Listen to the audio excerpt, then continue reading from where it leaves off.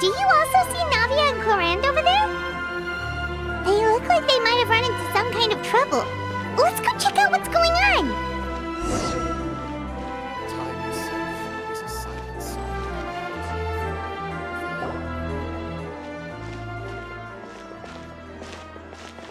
song. Still no dice? Not at all. And I've asked pretty much everyone in the court of Fontaine already. Lynette's ears drooped as soon as she heard that we'd have to be out and about for days on end. And Fremine, he hid himself under his helmet as soon as he realized there'd be people around that he didn't know. What about Chiori and Charlotte? I feel like both of them would be more than up to it. I've asked them already, but they're both pretty busy right now. I just gave the members of the Spina a few days off, too, so I don't want to bother them either. This is getting pretty difficult. Navia, Clorinde, what's up? Oh my. Well, if it isn't my dear partners. How are you all doing? Huh. Navia? Huh? Oh, you mean... Yep, this is our chance. Do you need our help with something?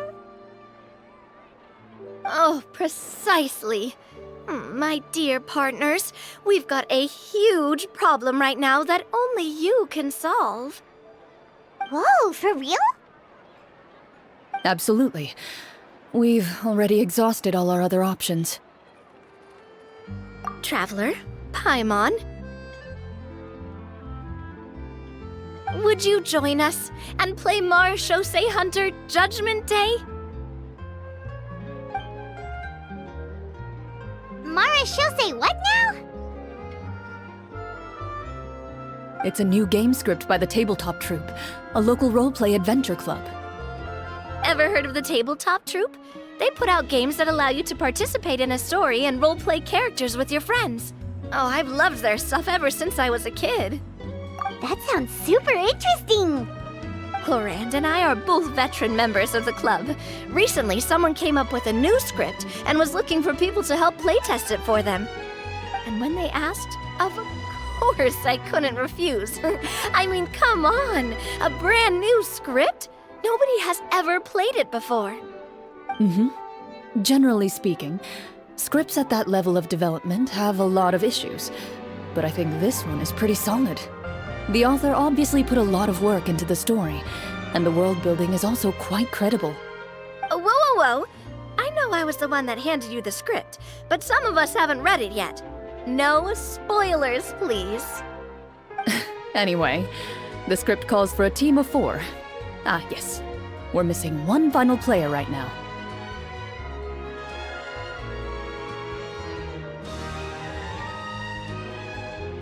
So, you're saying you'll help us out? I knew I could count on you, partner. Paimon and the Traveler are kind of a package deal. Is that okay? That's not a problem. I'll adjust the pace based on the actual number of players, and ensure that everyone has a good time. Well, Traveler, what do you think? Wanna play? Paimon will follow your lead. Well, that solves our problem. You have our thanks. Woohoo! I'll go grab the script manager from the club right away. The script manager? Didn't you just say that you gave Clorinde the script? The club introduced a completely new kind of gameplay for the script. In this iteration, the Game Master's version of the script is incomplete. The script manager provides the next part of the script only after players have completed the current list of objectives.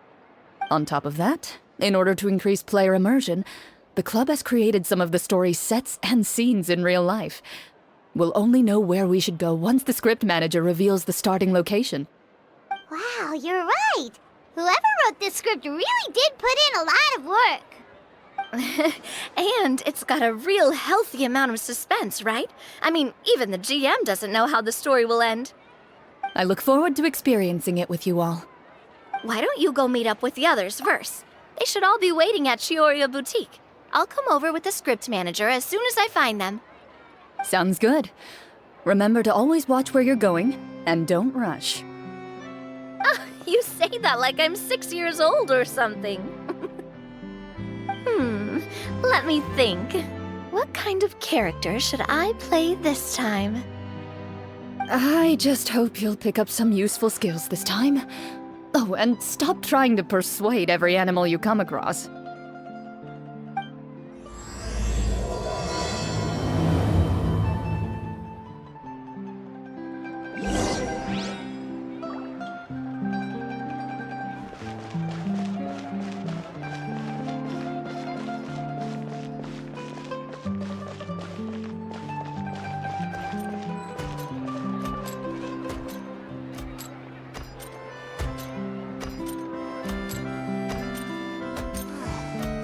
So much quieter outside.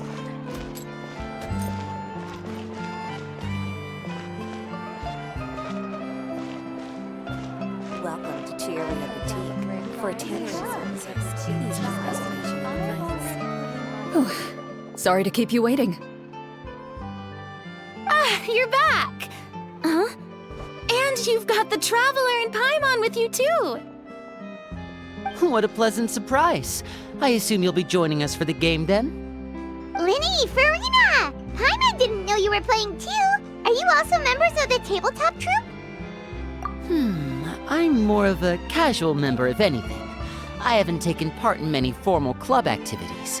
Lynette Fremine and I play something similar at the Hotel Bouffe Tété sometimes, but I'm usually the GM. Still, I'm sure it'll be fun being a player for the first time. I'm looking forward to it. Well, I'm not a member of the club at all. Clorinde simply woke me up first thing this morning, said there was a good script worth experiencing, and asked if I wanted in. If you're interested, I can give you a referral. That should give you a 40% discount on membership fees. I think I'll wait to see how this experience plays out first, especially when it comes to the quality of the script.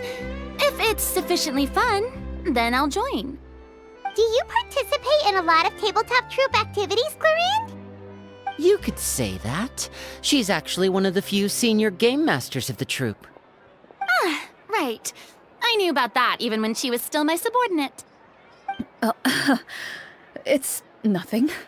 Really, just a small hobby of mine. Wow. Paimon's so used to seeing you be all upstanding and intimidating as the champion duelist. It's kind of hard to imagine you role-playing with a bunch of friends.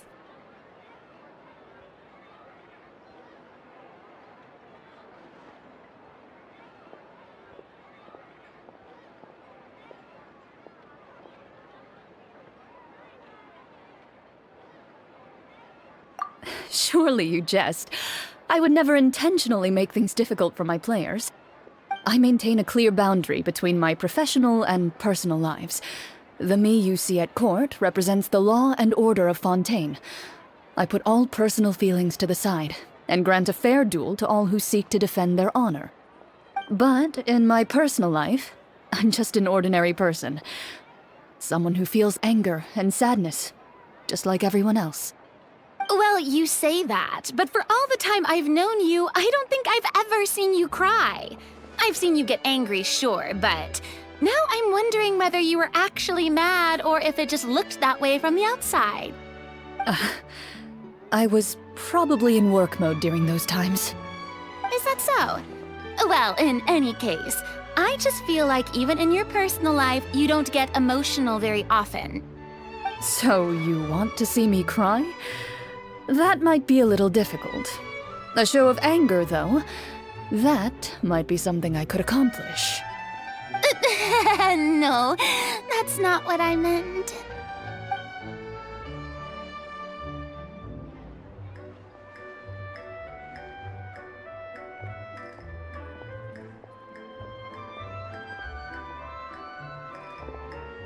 I'm back!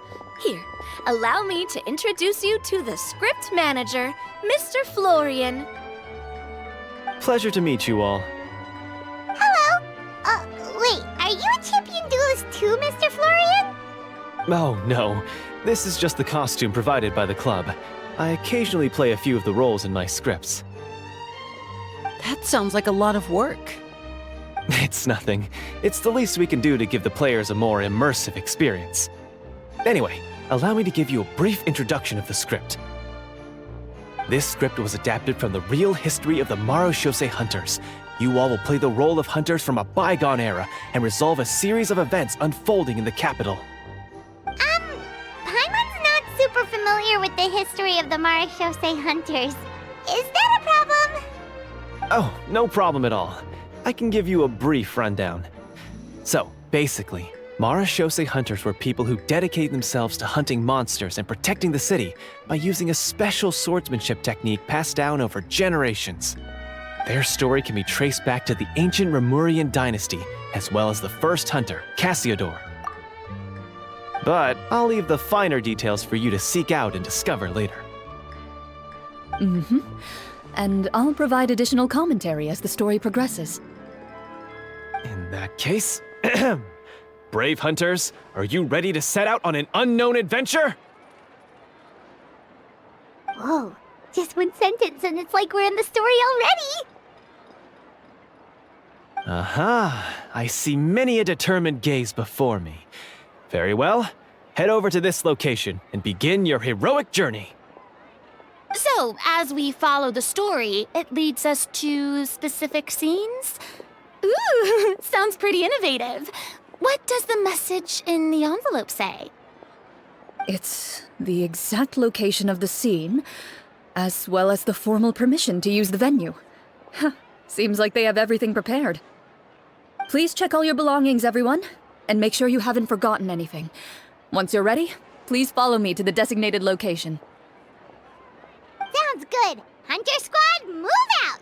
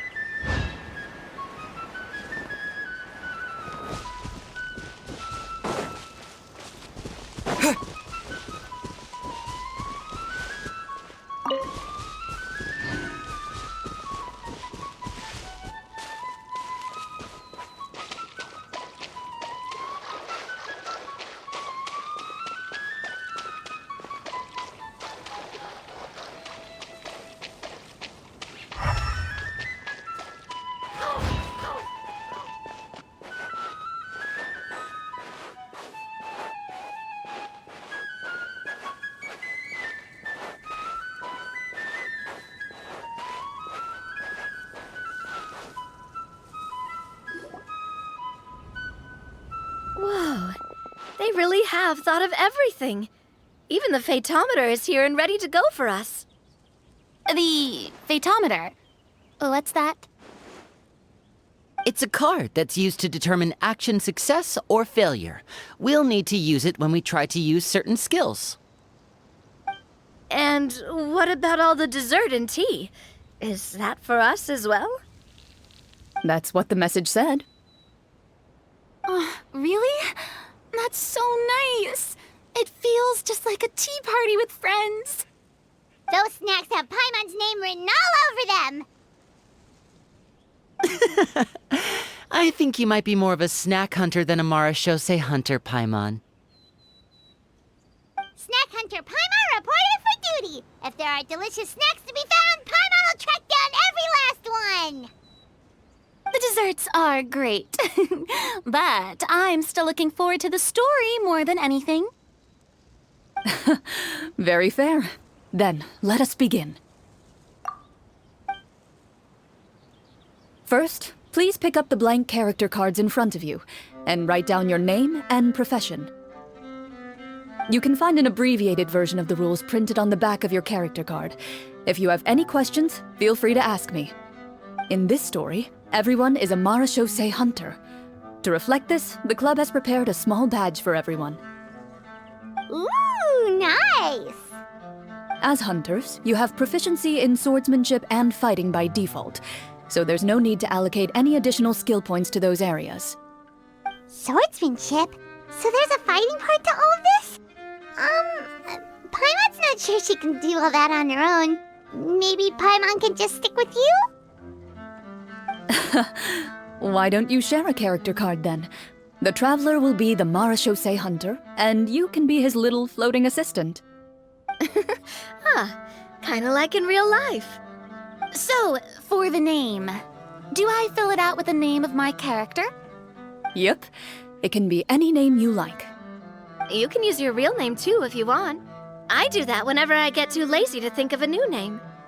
Oh, so it would be like experiencing a different life, but still as yourself. That's not a bad idea. In that case, I think I'll continue to use the name Linny then. Next up is the skill sheet. You have a limited amount of skill points that you can use to learn a number of skills. The more points you invest in a particular skill, the easier it will be to pass associated checks. I'll take persuasion and investigation. Those are must-haves when it comes to missions like these. Oh, those skills sound like they'd be useful for gathering intelligence! Good idea, Navia! Just as expected of a veteran player. So should we also take those skills then? Not necessarily. Since we're working together as a team, we could leave the negotiations to Navia and use our skill points to pick up other useful skills. For example, I think I'll take stealth and sleight of hand. That will give us more options if we run into any situations we can't negotiate our way out of. Oh, interesting. I wasn't thinking about it like that. I suppose it's not so different from an acting troupe. Everyone has their own role to play. Let me see. I'll take arts and performance. I'm not quite sure what use they'll be, but I'm not as knowledgeable about the other skills, and I'm not too confident I'd be able to roleplay them well. Well, that leaves us. What do you want to learn, Traveler? Ooh, so you want to help people when they're injured. That's nice of you. Oh, something that'll help you get a read on other people's thoughts. Sounds useful. So what do you think? Are you sure you want to learn these 2 skills?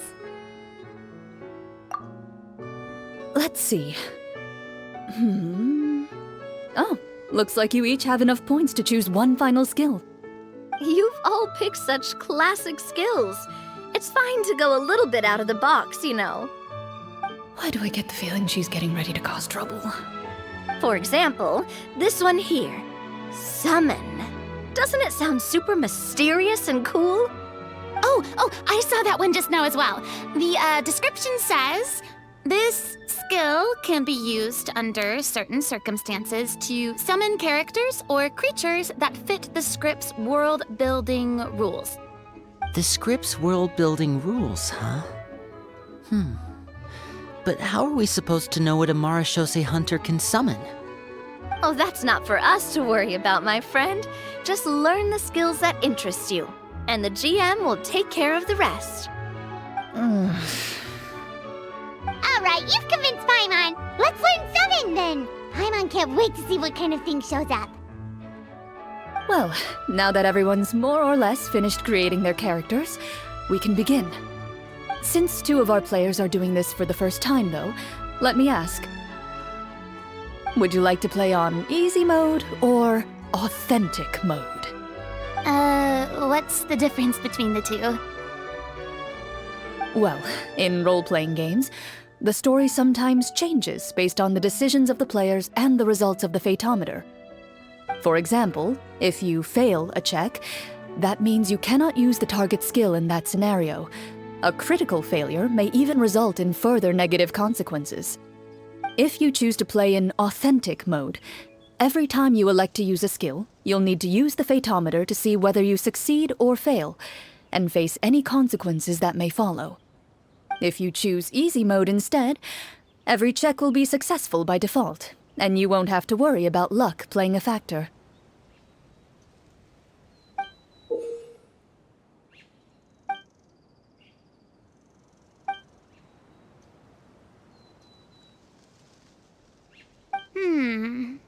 Given that I'd like to focus on the story, I suppose I should pick easy mode. I'd feel bad if I brought the team down by failing my checks. Huh?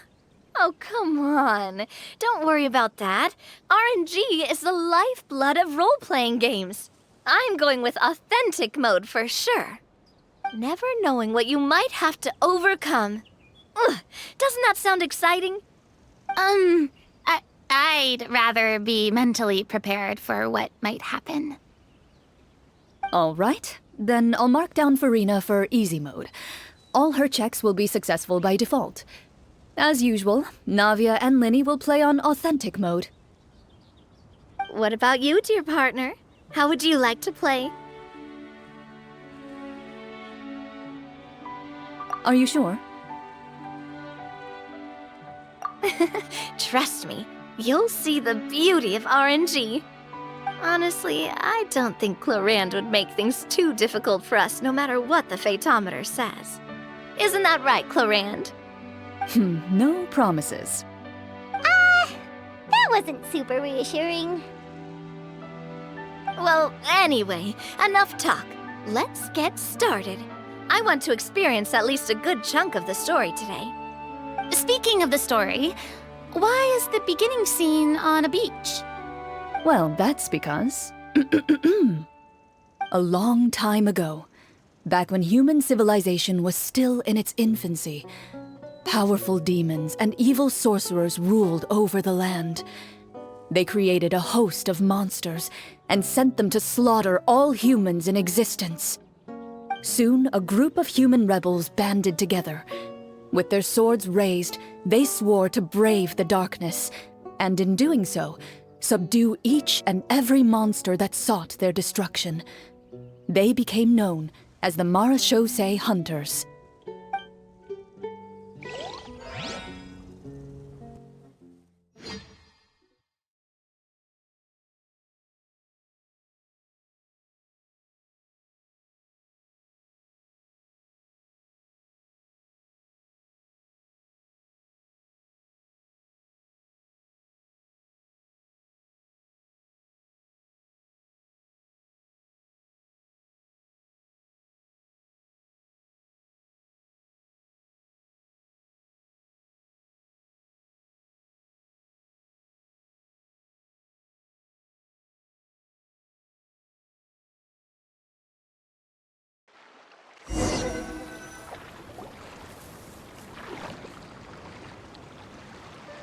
Sometime later, as a member of the Marechaussee Hunters, you receive a commission. Following the address provided on the message, you take a boat and arrive at this strange city. As you inhale, you can taste the slightly salty air of the docks as you begin to survey your surroundings. There aren't many people in the vicinity, but you do take note of a few others who, like you, seem to be sizing up this place. Your eyes meet, and you realize these people are fellow Marechaussee Hunters, likely led to this location after receiving the same commission as you. You're all Marechaussee Hunters too, right? Allow me to introduce myself. The name's Navia, monster hunter by trade and helpful neighborhood businesswoman on the side. What say you to traveling together? We can help each other out on the road. Okay, count me in. My name is Linny. I've been wandering since I was little and picked up a few less than legal tricks along the way. I was adopted by a Marechaussee hunter and later chose to follow in his footsteps. Is this where you introduce your character to everyone? It sounds like they've done this dozens of times. My name is Farina, and, I grew up in a noble family. I always had a strong interest in performance and the arts.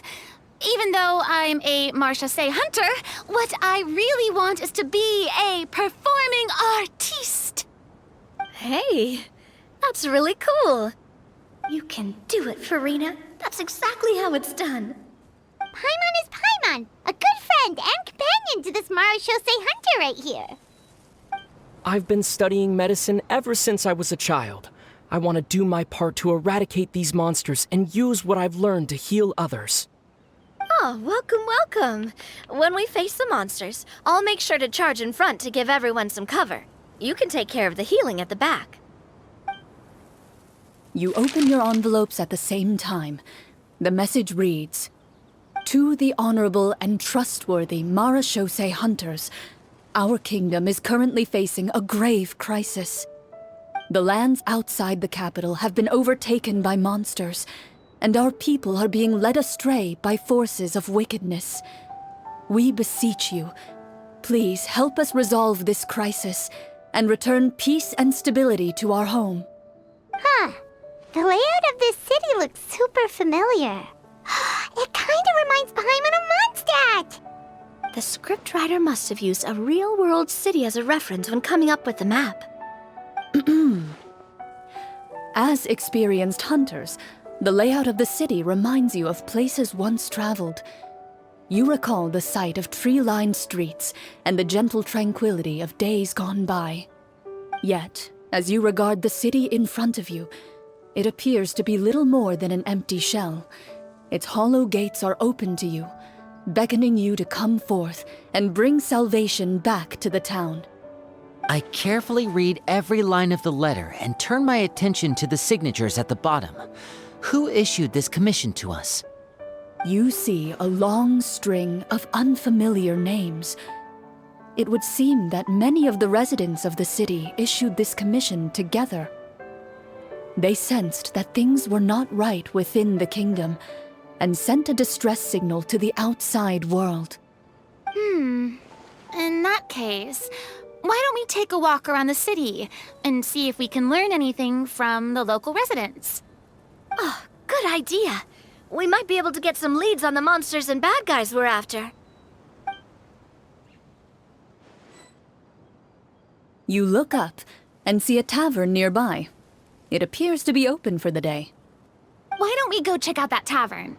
If the novels I've read are anything to go by, taverns are usually full of information.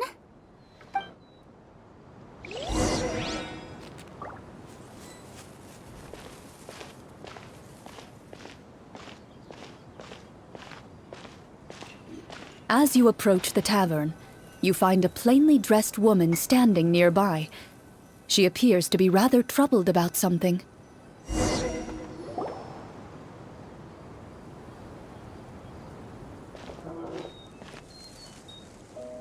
Greetings, friend.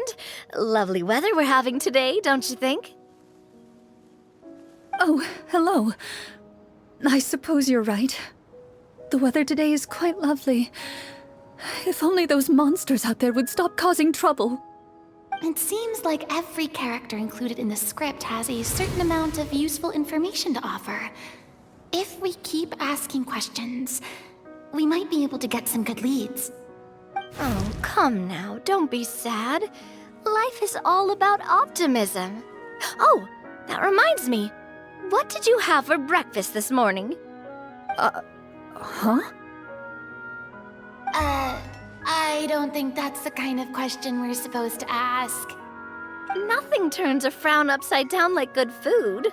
How about some macarons? I could make you some. You didn't even take cooking as one of your skill proficiencies. That's not necessary, miss. Excuse me for saying this, but you don't really look like a chef. Besides, I'm not really a fan of sweets. So you're someone who barely smiles and doesn't like sweets. You're really starting to remind me of this one friend of mine. Hey! Did she just... me? Clorinde must have broke character for a second.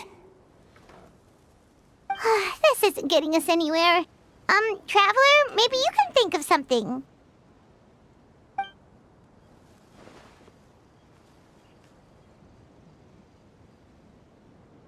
The results of insight checks aren't disclosed to the players, so I'll be the one consulting the fatometer.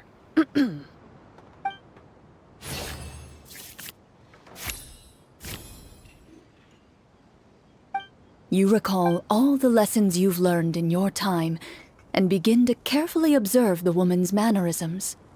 You notice that when she's quiet, she has an empty look in her eyes, as if her thoughts have drifted to a place far, far away. And when she speaks, she often subconsciously reaches out to touch the ring on her left hand. So you noticed.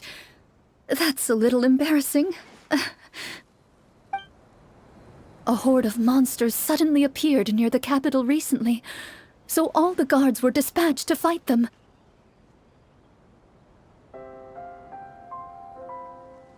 Do you remember when those monsters appeared? I'm not completely sure. All I know is that my husband was dispatched to fight them 3 days ago. Do you know where he was sent? It all happened so fast. When we said our goodbyes, he couldn't even tell me where they were sending him. You have our thanks, friend. We'll find and defeat those monsters as soon as possible. We sincerely hope your husband will be able to return to your side soon. Oh, thank you. Don't worry. We'll find him. Just try to remain optimistic and wait for good news. We don't always get to choose what happens to us. But we do get to choose the little things, like what we eat and how we respond to the things life throws our way. I hope that one day, you too will recognize the power of something as small and inconsequential as a delicious dessert. I'll do my best. You bid farewell to the woman and continue your journey further into the city.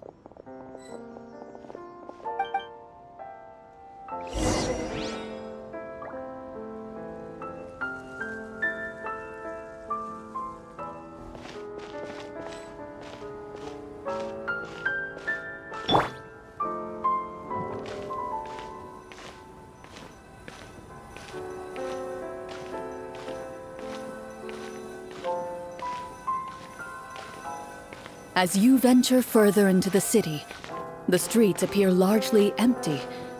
An elderly woman walks past. You see her shake her head as she puts away her wrinkled wallet. A nearby merchant folds his arms and gives you a disdainful look. You get the impression that he's someone who has long gotten used to the sight before him.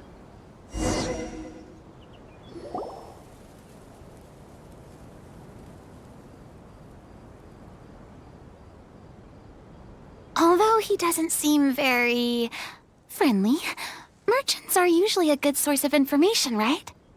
Pardon me, sir. I'd like to ask a question if I may. That depends. How much are you willing to pay? How about this much? What do you take me for? Some lowly beggar? You can't even buy half an onion with that amount. Surely an onion can't be that expensive, right? What do you know? War's nearly upon us. Everything costs several times what it did before. If you're not gonna buy anything, then scram. Whoa, what a nasty guy. Maybe we shouldn't even bother talking to him. But he still might have information we need. Traveler, can you think of something?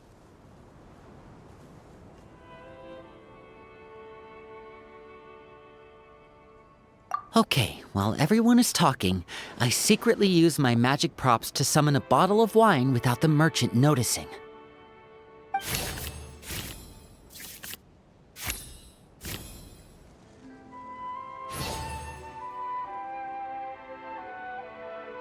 We meant no offense, sir. Here, allow me to offer you this bottle of vintage wine, made only from the finest grapes. I'll just leave it here. Please, enjoy it at your leisure. I should mention that this wine is the perfect accompaniment to a meal. I'd suggest enjoying it with dinner. All right. Go on and ask. What do you want to know? Do you have any information on the monsters or the crisis that has overtaken the kingdom? Crisis. If you ask me, there's a crisis everywhere you look. Those monsters are camped outside the city, and they've been destroying all our trade routes. We have limited reserves within the city, so if this continues, we're all gonna be in big trouble. Wait, you're saying no one has put a plan in place to distribute supplies or maintain order? We could all starve, and those nobles in the palace wouldn't even break a sweat. Who knows? Maybe they've been in cahoots with the monsters all along. That is concerning. Thank you, sir. We won't take up any more of your time now.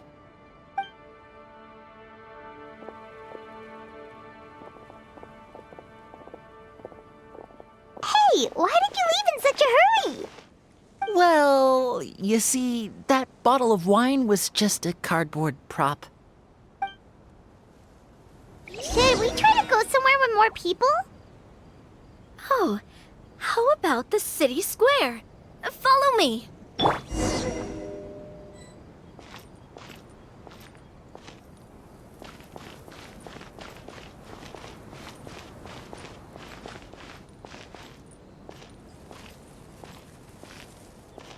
Before you lies the city's central square.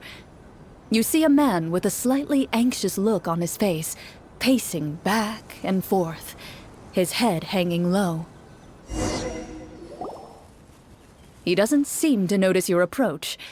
Still immersed in his own thoughts, he shakes his head and lets out a long sigh. This guy seems promising enough. Maybe I can get some information out of him.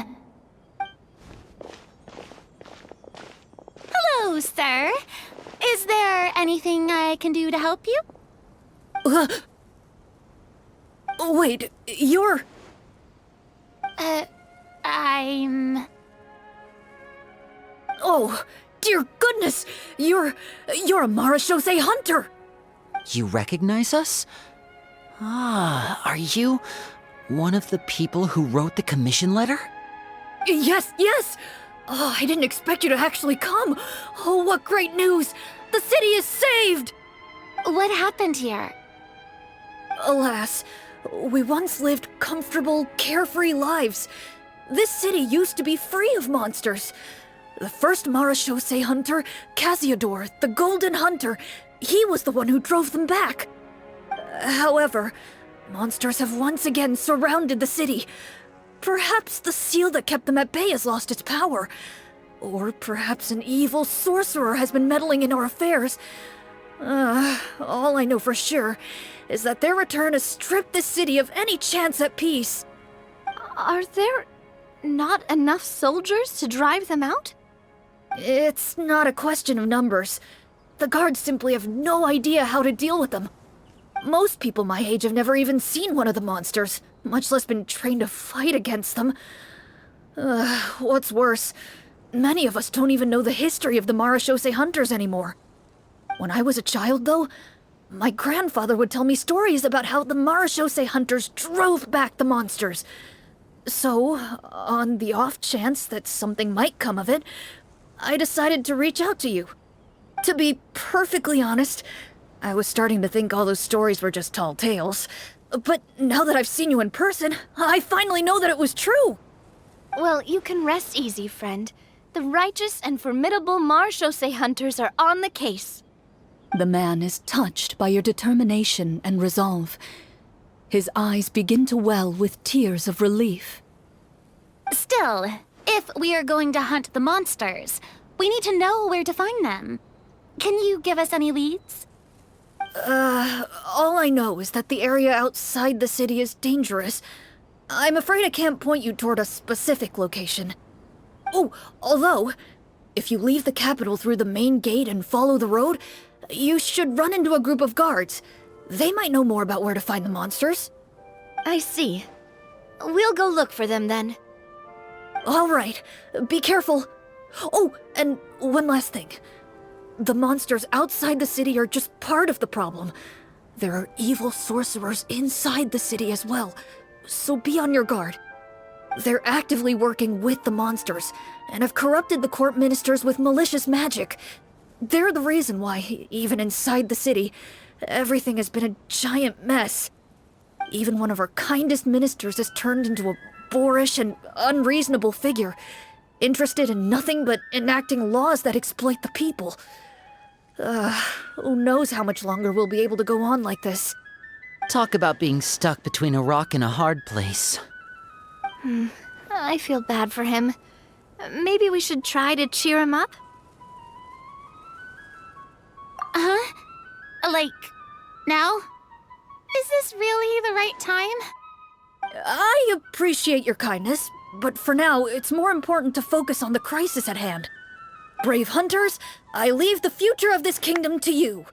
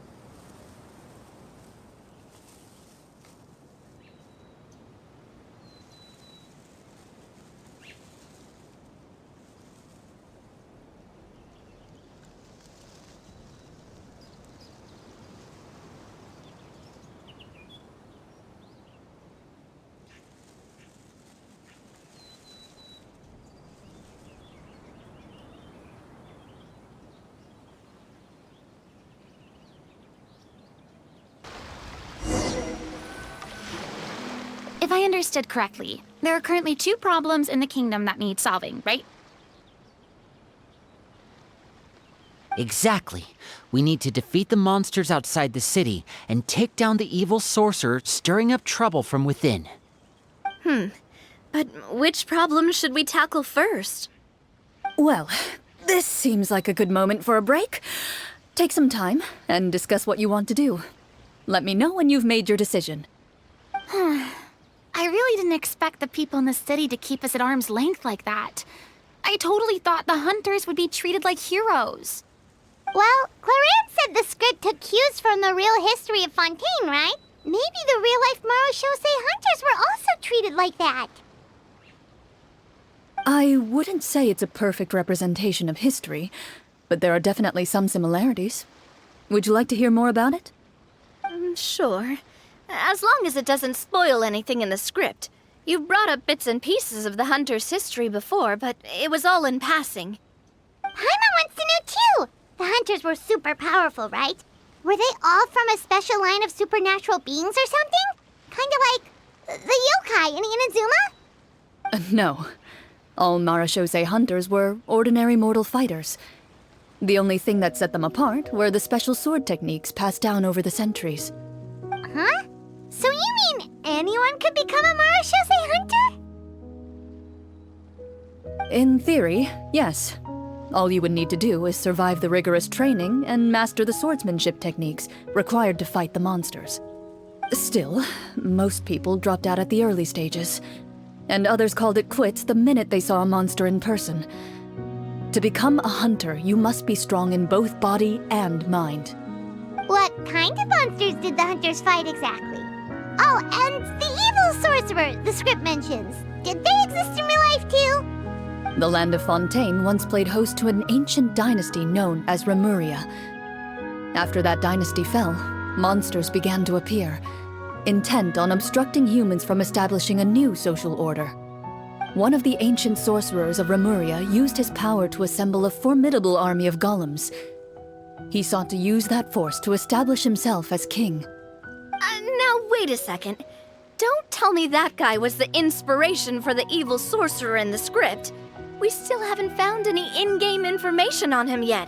So, why don't you talk about someone else for now? Well, I wasn't planning on going into anything you might be able to find out in the game.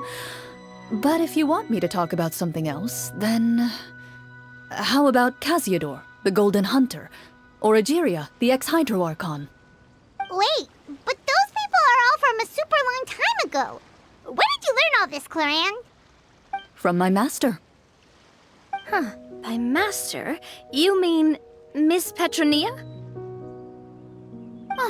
Someone you know? Absolutely. Miss Petronia and my father were good friends. Back in the day, she would often bring Clorinde over to play, but then... Let's not get off topic. Anyway, back to what I was saying. Responding to Egeria's call, a number of warriors followed Casiodor into battle against the monsters. This group of warriors, under Casiodor's leadership, became known as the Marechaussee Hunters. Yet, as Fontaine entered an era of peace, their work gradually became obsolete. The Marechaussee Phantom, originally an association made up of hunters, eventually came to be predominantly comprised of Melusines. Ah, I see. That explains why most of the people in the script have forgotten the hunters or think of them as nothing more than a legend. Is that really a bad thing, though? It can get tough always being the one shouldering everyone's expectations. Depends on who you ask, I suppose.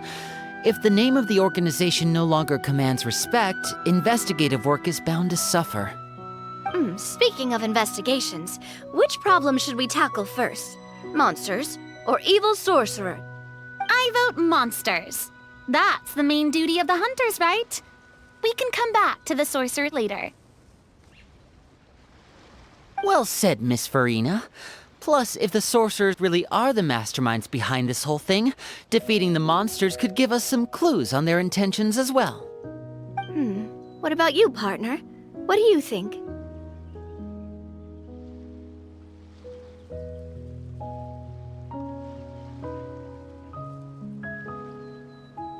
It's decided then. All right. After some discussion, you decide to turn around and head out of the city.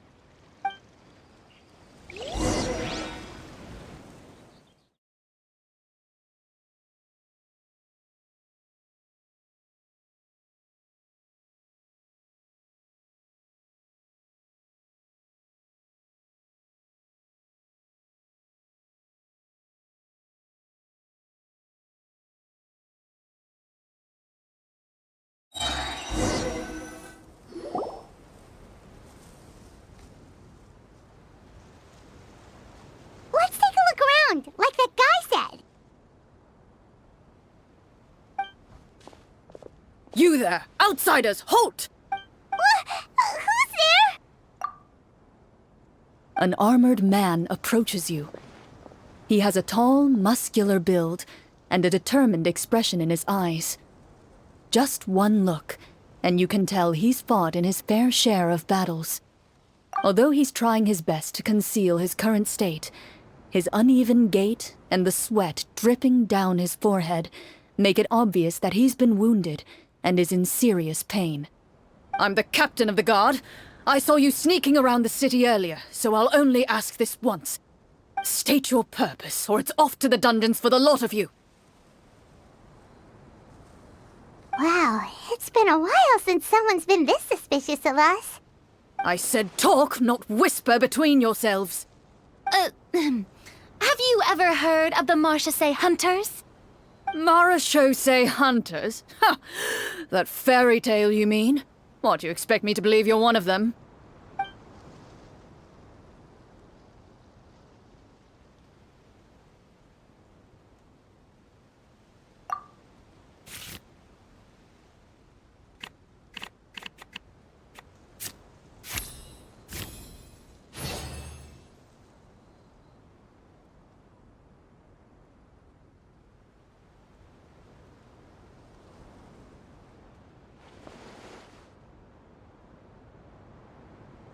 Using your knowledge of medicine, You're able to deduce that the injury on his calf was a monster's doing, and the wound has already begun to fester.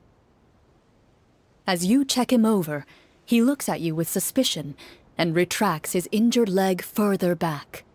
I'm a doctor by trade. Please, let me redress your wound. You don't have to suffer like this.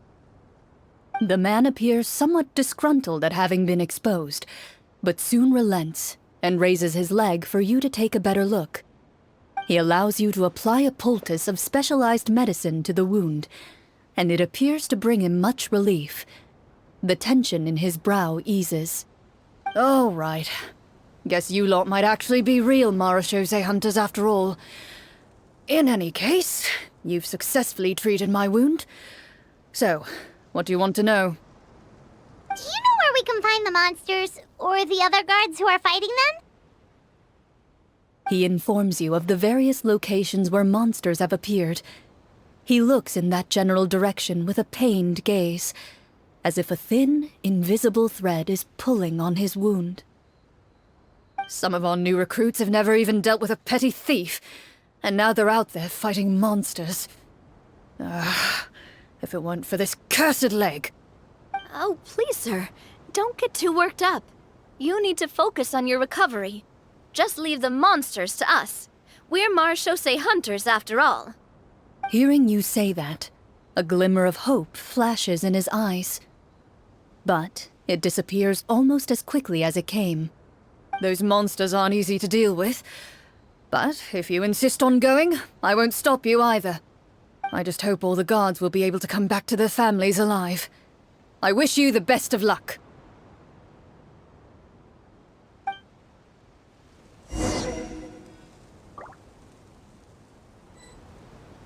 Based on what the captain said, the monster should be right up ahead. Let's go. Hopefully we're not too late.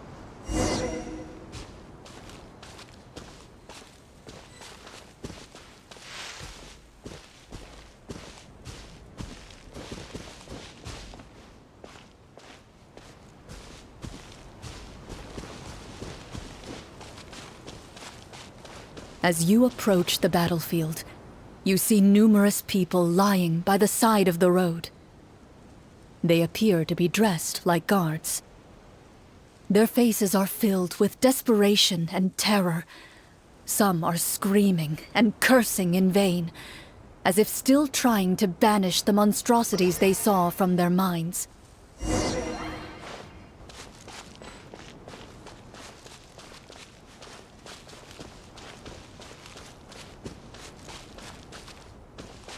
A few of the wounded look up at you in shock and disbelief. "Quick, leave this place! Turn around and don't look back!" they yell.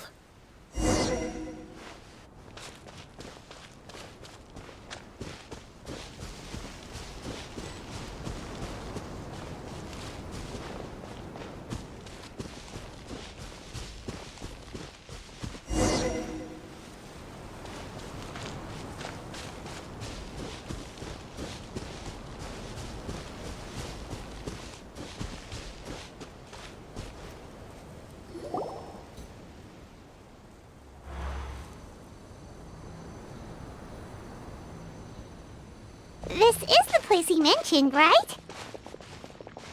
You see broken iron swords scattered all around you, and downed trees riddled with terrifying claw marks.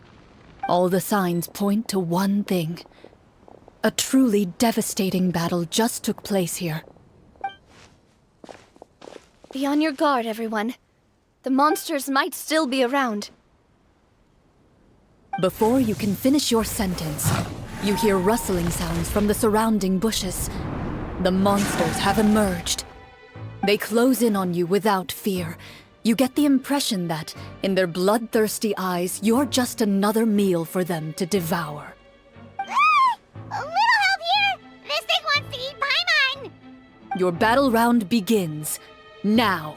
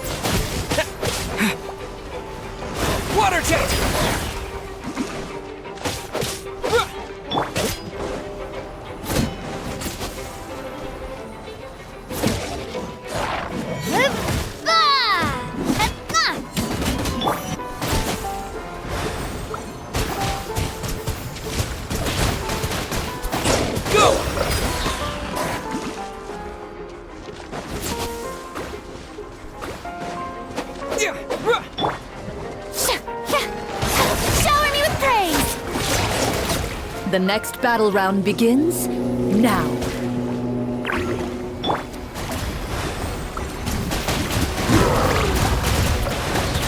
Water jet!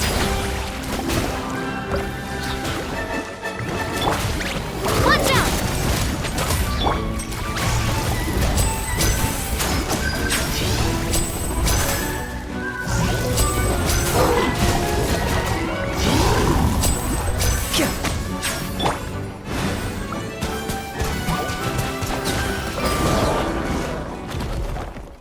The monsters let out a terrifying roar of anger and resentment before dissipating into thin air. Ugh, thank goodness it's over. We're lucky the Marashose Hunter class came with all those preset skill points. Otherwise, we would have been in some real trouble. I never knew the Fatometer even determines the amount of damage you inflict. If you get unlucky, isn't it just game over right then and there? That's part of the fun. The uncertainty of fate is what gives these games their appeal. Just as you begin to celebrate your victory, a suspicious lump on the ground catches your attention. A suspicious lump? Wait, could it be the thing that appears after every battle? I walk up to it, crouch down, and begin to carefully examine it. I've still got my right glove on, so it should be fine for me to touch it, right? As you investigate the mound, you discover that the exposed portion appears to be made of wood. It was previously obscured by the large form of the monsters. With the monsters gone, the small protrusion now awaits your discovery, poking out of the ground like a shy flower bud. Whoa, it's a treasure chest!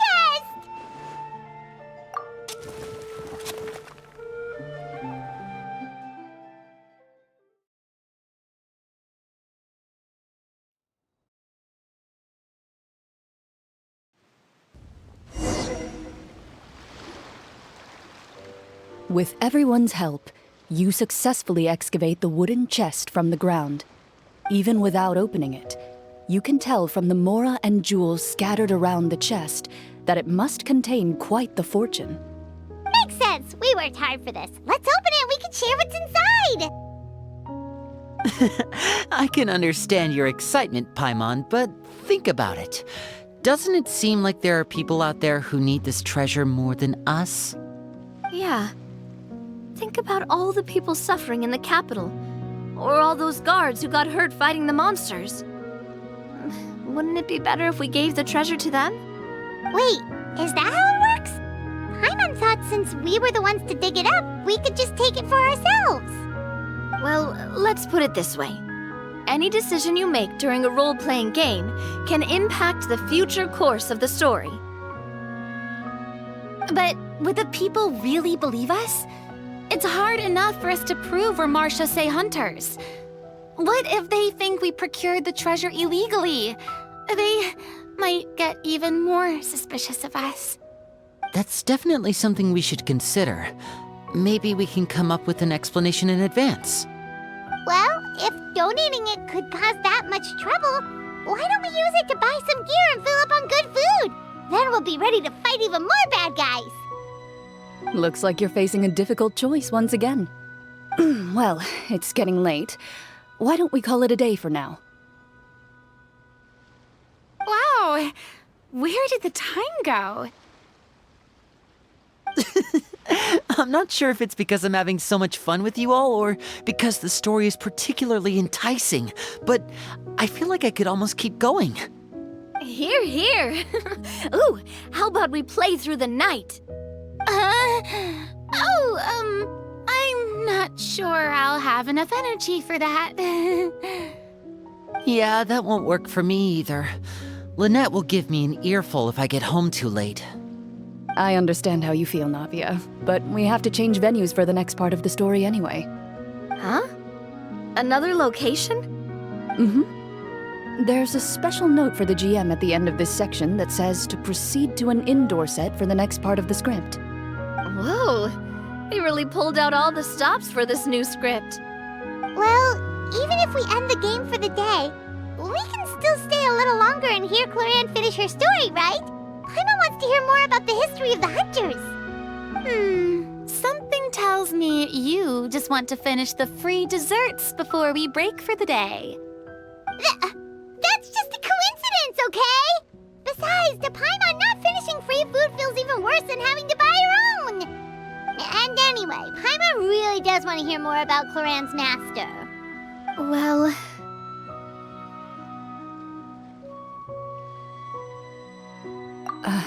It's nothing. I appreciate the concern, but it's all in the past. It won't do any harm to share these things now.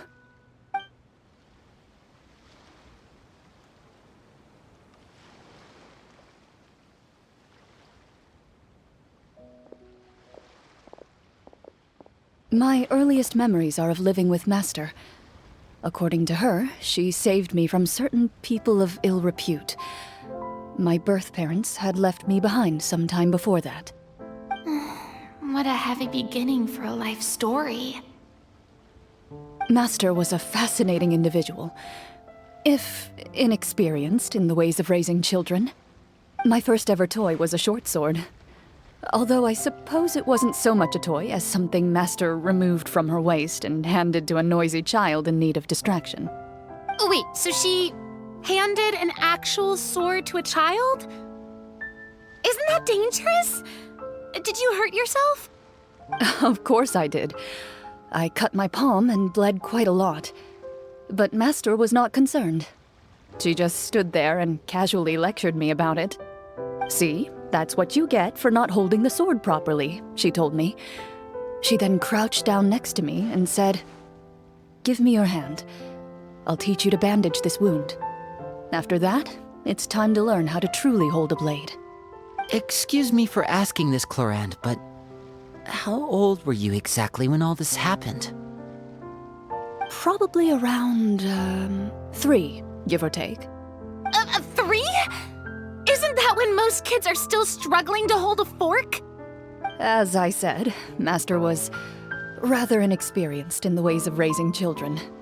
She believed trial and error was the best way to teach a child what they're capable of. I'm not so sure this is a question of experience. I didn't see anything wrong with her ways at the time. And anyway, children don't get to choose how they're raised. Oh, she did bring me back a pet from Liyue once. It was a Geovishap hatchling. A Geovishap hatchling? For a pet? That seems even more dangerous. What she said was this: make sure to get along, you two. If you really can't agree on something, just settle it with a fight. Whoever loses is the real pet. And how old were you when this happened? 5. Well, did you win? No, I lost. So you're saying you actually became the Geovishap's pet? Yes, but only for a week. By the end of that week, I defeated it in combat, and we've shared a cordial relationship ever since. That really doesn't sound like the kind of childhood someone should have. Later on, I gradually understood that Master most likely didn't know any other way to raise a child. She was a marechaussee hunter, but I never heard her bring up her own parents. Thanks to her, I learned how to navigate the forest by the age of 6, and could hunt monsters in the wild by myself the year after that. Even though the training she subjected me to was strict, she always made sure to take me traveling when she had the time. We met many of her friends during those days. That was also how I met Mr. Callis and his family. I still remember the first time we met. You were too scared to join our picnic and hid behind Ms. Petronia the whole time. I still hadn't really met many children my age at that time, so I didn't know how to interact with others. After that, though, you started coming over a lot. You loved challenging people to shooting competitions, remember? I don't think many members of the Spina ever beat you in one of those. I had a lot of fun during those days. I enjoyed them too. Oh, do you remember that one time we went exploring around the Spina together? We overheard Papa call your master Fontaine's protector of justice.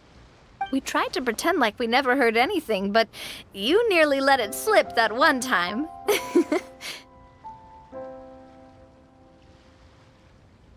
protector of justice. Oh, wait, you mean that vigilante hero from 20 years ago? The one who is always active at night? Yep, that would be her. She often would put on a black cloak and go out at night. I never knew where she went or what she was doing. Until, like Navia said, we overheard the truth from Mr. Callis that night. 20 years ago, huh? I still remember the guards leaving all kinds of witness reports about her on Nervalette's desk. My apologies. Oh, there's no need to apologize. You had nothing to do with it. And anyway, everything she did was for a good cause. Although, calling herself the protector of order was a bit much, especially when she deliberately operated outside the law. Huh? When did the protector of justice become the protector of order? Oh, she had a bunch of code names. I heard she would just come up with a name on the spot whenever she was asked. Later on, she probably got sick of answering those questions and decided to stick to just two: the protector of justice and the protector of order. That sounds like her, all right. I bet she forgot which of the two she'd use by the time she got back each night. Well, she certainly sounds like a fascinating individual. With her strong sense of justice, it's no surprise her student followed in her footsteps. It's true. I always wanted to become like her. Someone powerful, independent, and with a strong sense of conviction.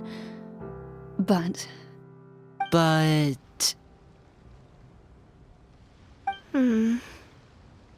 She suddenly disappeared the night I turned 10 years old. Disappeared? What happened? I have no idea. She didn't even leave a note. I was never able to find out where she went. That night, I was celebrating my birthday at Navia's house, but Master never came to pick me up. When I returned home on my own, it was to an empty house. When she still didn't appear after a few days, I went to Mr. Callis's house to ask about her whereabouts, but he only shook his head. Papa probably didn't know either. I know he sent a few people to investigate the matter in secret, but they never found any credible leads.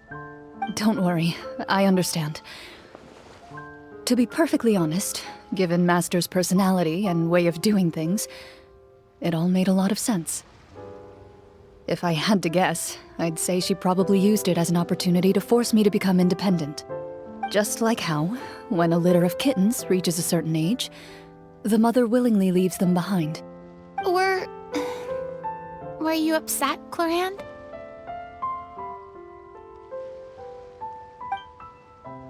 I was at first, but not anymore.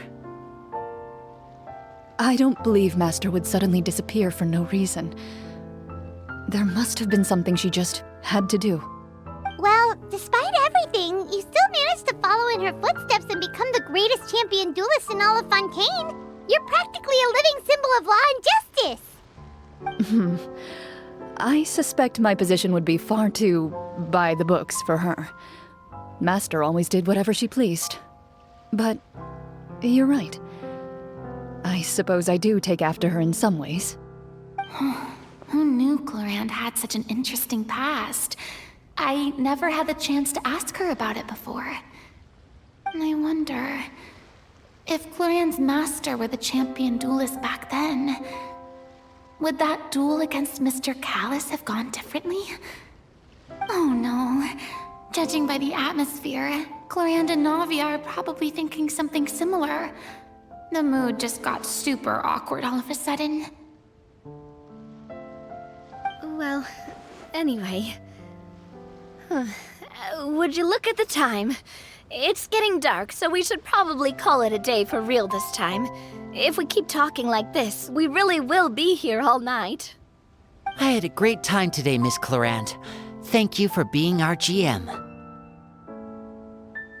Anytime. The script was good, but I've got to say, your childhood stories were even better. Hey, you should tell us more about that fight against the Geo-Bishop sometime. Maybe your master was onto something. You could be right. What does she mean, on to something? I certainly don't know any 5-year-olds who want to fight a bishop in their spare time. Guess I'll head back as well. I need to save my energy if I want to continue enjoying the story tomorrow. You're that excited to hear about my fight with the bishop? I was talking about the script.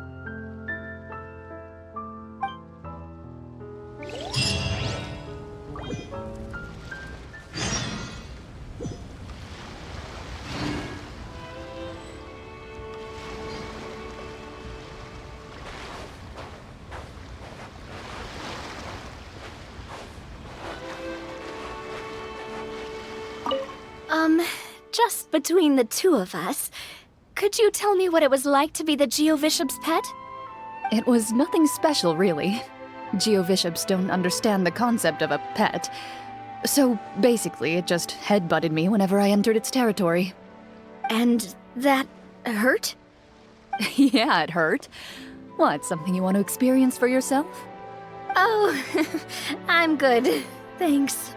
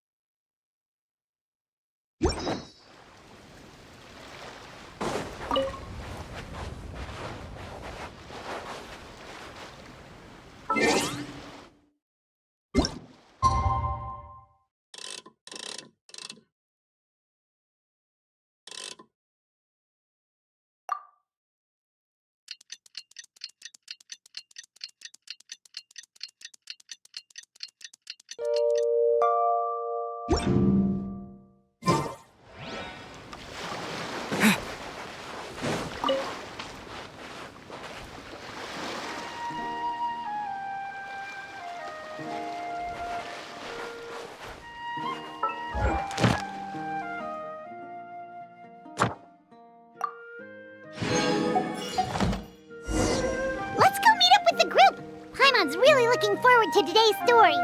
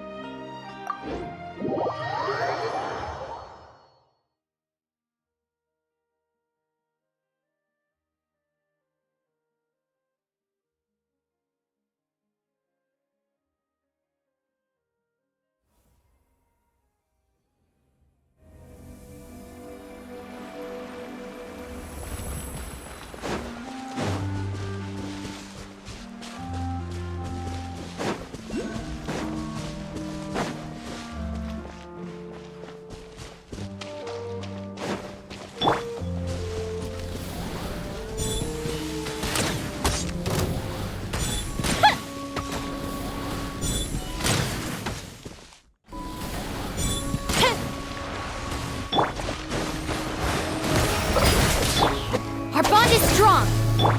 The fuse is lit.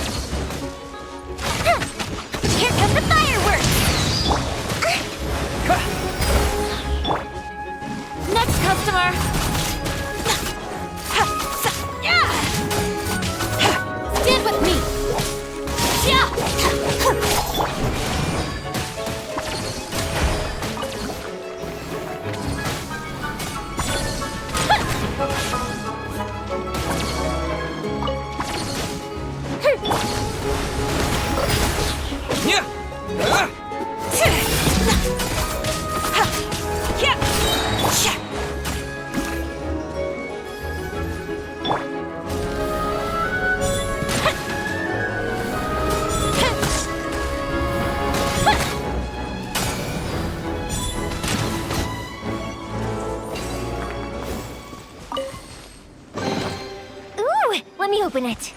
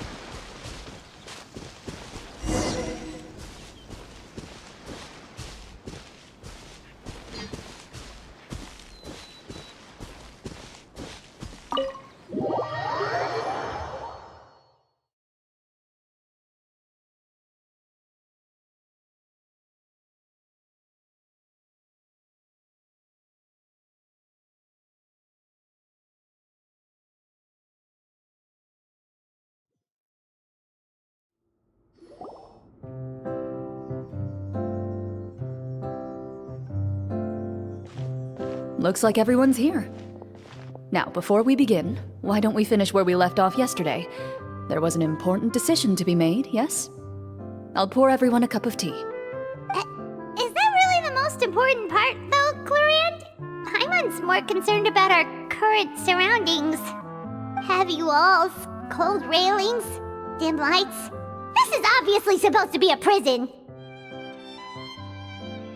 I admire the work put into the set. Still, it's obvious the scriptwriter has never paid a visit to the fortress of Meripede. So the set is going to be a part of the script? Unfortunately, that is something I can neither confirm nor deny. Anyone think Clorinde's smile is starting to look kinda scary. Well, whatever happens, we'll just have to push on. But first, we should really figure out what to do with this treasure. If we're worried about arousing suspicion because of our identity, why don't we give ourselves a different name, just like Clorinde's master did? Yeah, it might be better to keep a low profile. As long as we're helping people, it doesn't matter who we are or what we're called. Staring at me won't get you anywhere. Or did you want some more tea? Oh, Paimon's good. Thanks. Why aren't you saying anything, Navia? Wait, what's that next to you? Oh, this is the short sword Clorinde mentioned last night. I found it. Huh. I'm surprised you managed to track it down after all this time. Well, I made sure to take good care of it, considering the circumstances in which you gave it to me. Of course I had to keep it safe. Anyway, where were we? Oh, right. I was just thinking about all the potential ways for us to break out of prison. We could dig a tunnel, or try to bribe the guards. Wait, we haven't been thrown into prison yet, have we? Well, it's only a matter of time. It pays to be prepared. Just like how you should always have an umbrella on hand, even when it's sunny. Alright, Paimon's made up her mind. Let's just give the treasure away. Paimon may have wanted to keep it, but if it's going to land us in prison somehow, Paimon will be too upset to enjoy her snacks.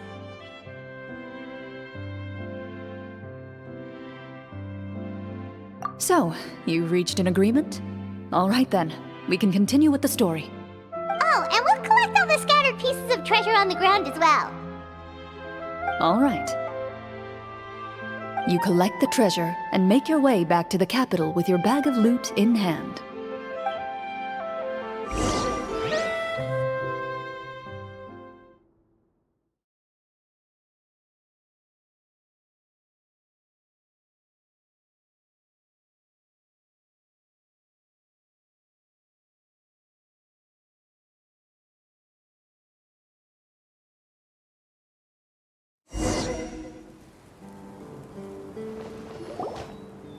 The city is still shrouded in a gloomy, oppressive atmosphere, but your spirits are surprisingly high.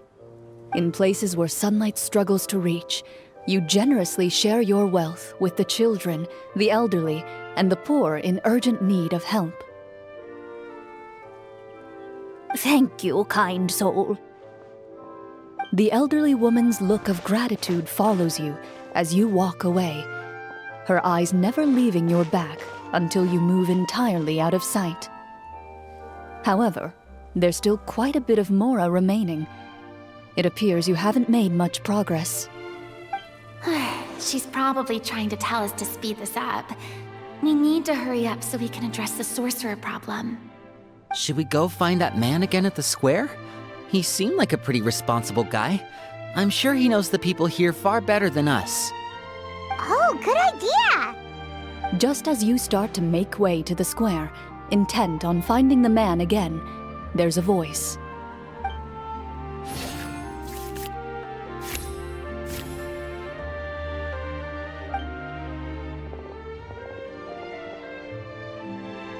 Please wait, distinguished guests. Several strange guards suddenly call out to you. They run forward to meet you and proceed to politely pay their respects. Greetings, gentlemen. Are we being invited for afternoon tea? Surely you jest, my lady. That would not be our place. It is His Excellency the King who requests to meet with you. Please come with us.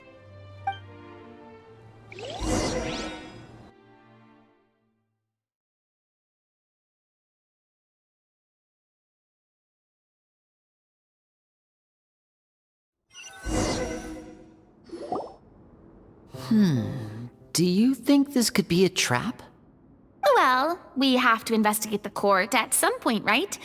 Meeting the king himself would be a fantastic opportunity to do that. I say we go for it. If something happens, we'll just turn the whole place upside down.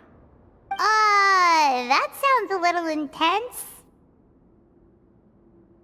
After a quick discussion, You nod to the guards and agree to follow.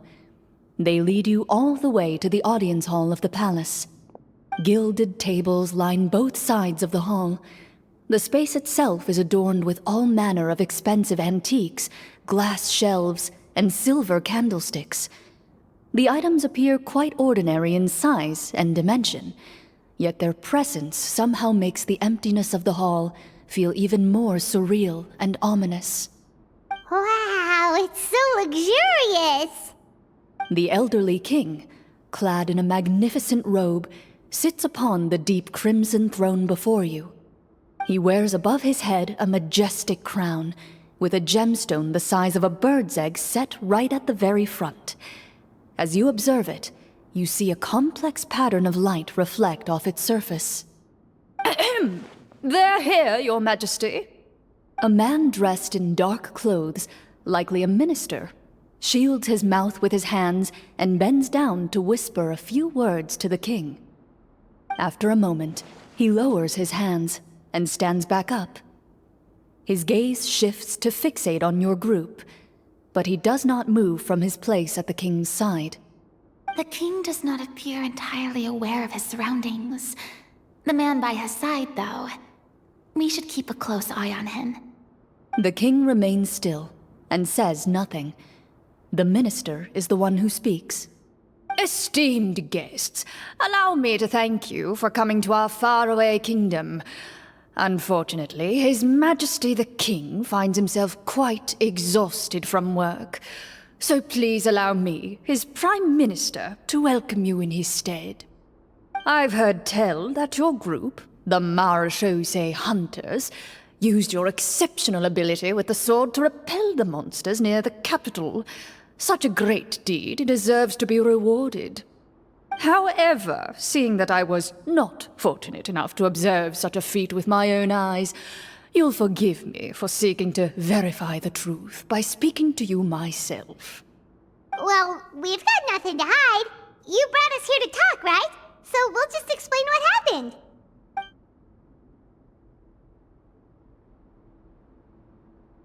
The golem's blades were so powerful, they could cut down trees in a single swipe! It took a lot of effort to defeat them, even for trained swordsmen like us.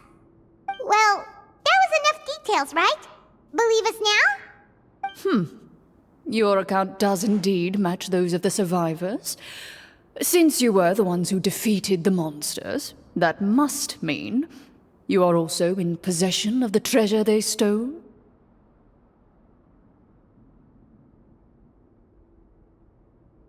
Well, we did take the treasure, but... How did he know about the treasure? Then I must ask that you return it at once. It belongs to the kingdom. Wait, but didn't you just say that our great deed deserved a reward? Shouldn't the treasure be considered a part of that? Yes, that was indeed what I said. But you seem to have forgotten a very important distinction. Only that which is freely given by the king can be considered a reward. Taking the rightful wealth of a kingdom without said permission, on the other hand, is a crime. But that's completely unreasonable! Yeah, that makes no sense! If it weren't for us, the treasure would still be buried underground somewhere! Maybe so, yet the fact remains. You tried to dispose of the treasure without reporting it to the court and without receiving permission, yes? What, no answer? Surely you're not insinuating that you, a group of legendary Marechaussee hunters, sought to take the treasure for yourselves?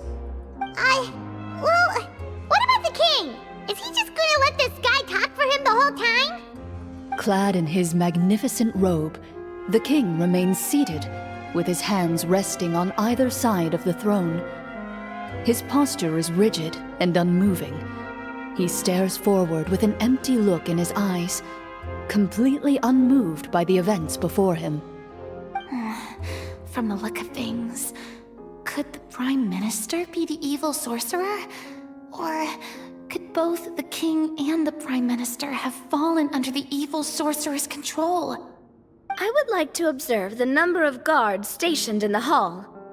The guards in the palace appear fully armed, their expressions solemn. Sensing the tense atmosphere in the room, they stand at the ready, each with a hand placed upon the hilt of their sword, as if prepared to draw their weapons and surround you at a moment's notice. Well, there goes my plan to turn the whole place upside down, I guess. It appears we've been visited by nothing more than a group of ill-intentioned imposters. What a pity. Guards, take them away and throw them in the dungeons. Before I decide your fate, however, I must first determine whether you have any accomplices outside the court. Can't we try to slip away? Or maybe start some kind of riot? But if we try to fight the guards right now... Don't worry. At least we figured out who's behind all this. Let's just play it by ear. If you're scared, Paimon, just hold my hand. Aw, thanks, you guys. You allow yourself to be led away by guards surrounding you on both sides. It's only when you begin to feel drops of water falling from the dungeon ceiling and smell the stench of death and decay all around you that you finally realize you've stepped into a completely different world. Stay here, and don't try anything funny. The guards lock the cell door and leave without looking back. Wait, sir! Your voice echoes through the dark hall, but the only response you receive is the sound of water dripping from the ceiling. No! What should we do now? Carve out a new path of fate with our own two hands, of course. I draw my weapon. You reach toward your waist, but find nothing there. You now recall that your weapons were confiscated before the guards locked you in the cell. The bag of treasure along with them. What about that knife I hid in my boot? When did you hide it in there? When I was thinking about digging a tunnel. Rejected. You failed to inform the GM of this course of action. Moreover, the guards would have conducted a thorough search before throwing you in prison. And the keys to the cell aren't anywhere to be seen? Correct. You don't even feel a lock hole on the cell door. Oh, well, there goes all our plans. Indeed. Huh? Why are you the one saying indeed? Because that statement holds true for me as well. This is where the script ends. What? But that's a terrible ending!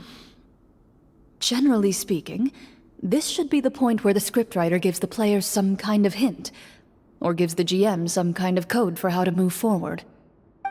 I mean, maybe they just really wanted us to be immersed in the feeling of being in prison?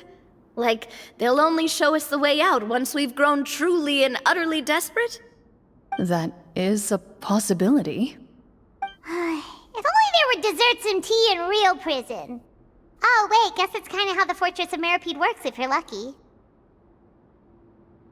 Oh, before I forget, Navia, the short sword you had with you earlier.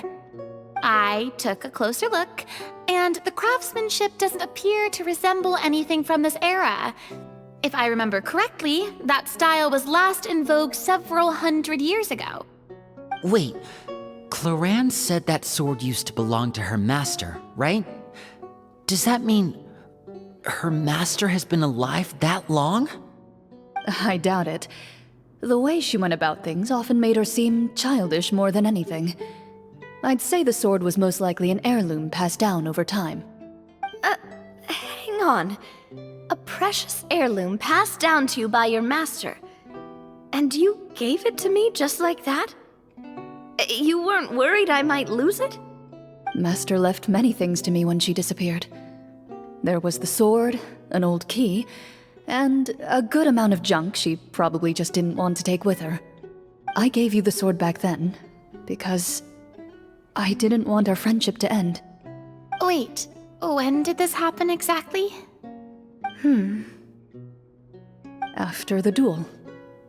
Between Mr. Callis and myself. Before that, Clorinde would have meals with us and even stay over at the Spina some days. She was on great terms with Papa as well. After the duel, though, there was a period of time where we simply didn't know how to face each other. She entrusted this sword to me, and never came back. We were both sad, and conflicted, and totally overthinking everything as a result. Whenever I looked at this sword, I couldn't help but wonder if Miss Petronia had never introduced us to each other at that picnic.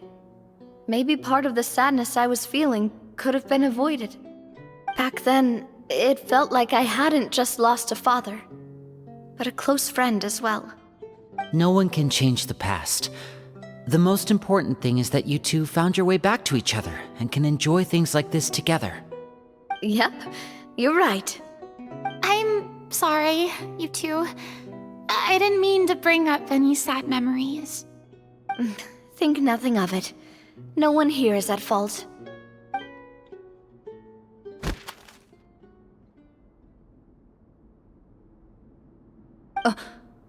Huh?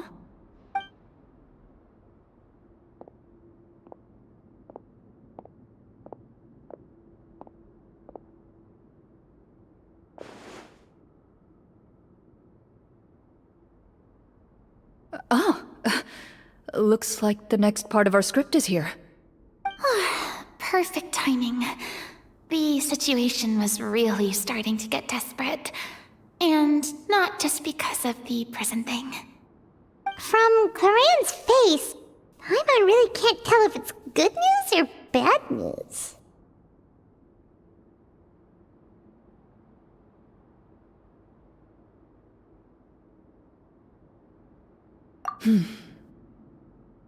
Water continues to drip from the ceiling. In this lightless dungeon, you lack a reliable way to tell how much time has passed. Eventually, you get used to the unpleasant odor of straw, mold, and rust, and find yourselves alternating between fits of drowsiness and despair. Suddenly, you hear footsteps outside the door. Heads up, everyone. Someone's coming. Gather close, everyone, and keep your voice down.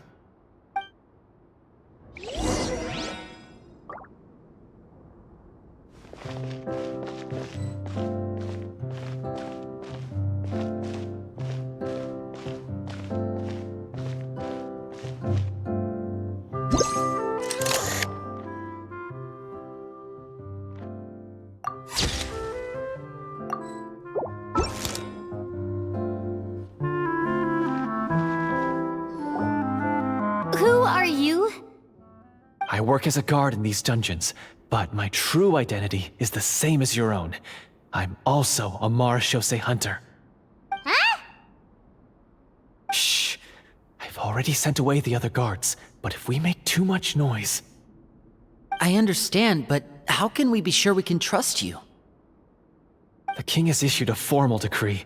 In light of the irrefutable proof of your crime, you're to be executed before tomorrow's sunrise. If you want to escape, it has to be now. Executed? We barely did anything! Monsters appearing at the same location as the treasure.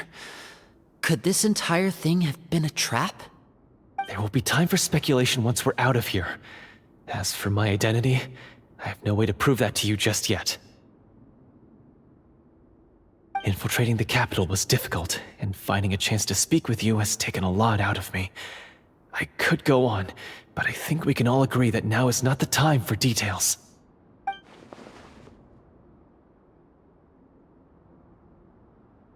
Have you seen our weapons anywhere, sir? Don't worry, I brought them with me. They're just behind the door. Still, these weapons alone won't be enough to defeat the true enemy behind the scenes. His faction is too powerful. The guards are all under his control, and he's even stationed a number of golems in various rooms throughout the palace. To defeat him, you must find a secret vault. It is said that within that vault, the marechaussee hunters of the past left behind a treasure with the power to defeat the sorcerer. You're not coming with us? No, I'll remain in the dungeons to deal with the guards. I'll try my best to distract them so they don't go after you. As long as my identity is not revealed, I'll be able to aid you when the final battle comes. In that case, please stay safe. Thank you for your concern. I will do my utmost. As for the location of the vault, here, this map should lead you there.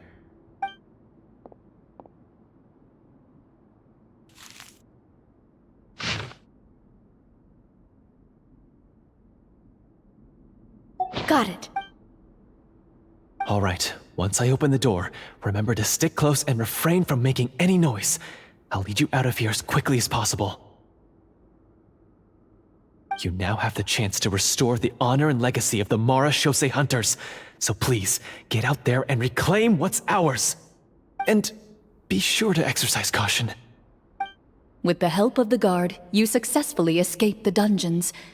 Your sense of despair and anxiety both seem to fade as you continue your quest.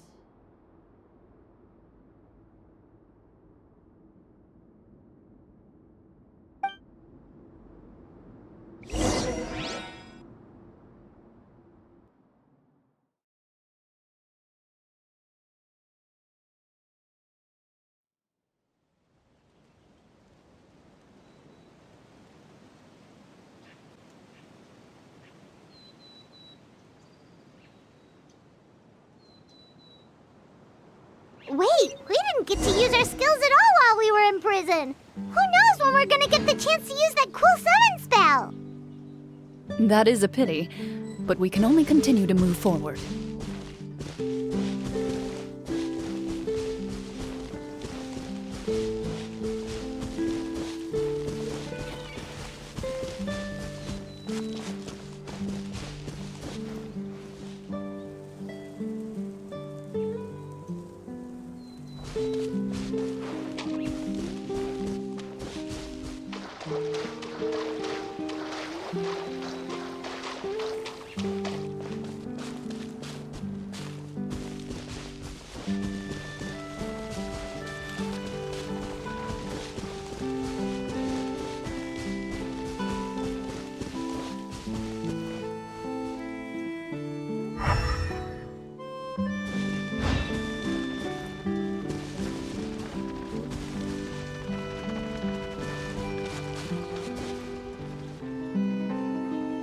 This should be the place marked on the map. This bit of rock certainly looks suspicious. Well, I'd say an investigation's in order then. Plus, if all else fails, we can just blow it up. Wow, you really meant that! Before you lies a serene stretch of open water, its surface shimmering a brilliant shade of sapphire blue. Well, guess this means it's time for a swim!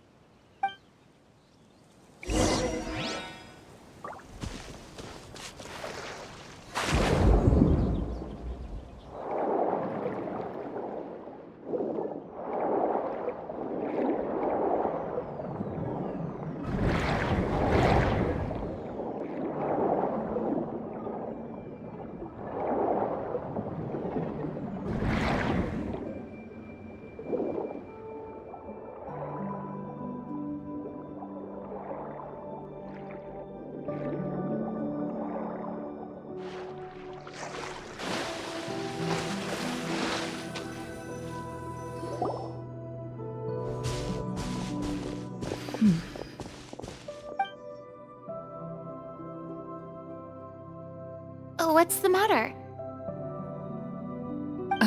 It's nothing. As you step into the cave, you find yourself in an eerily quiet space.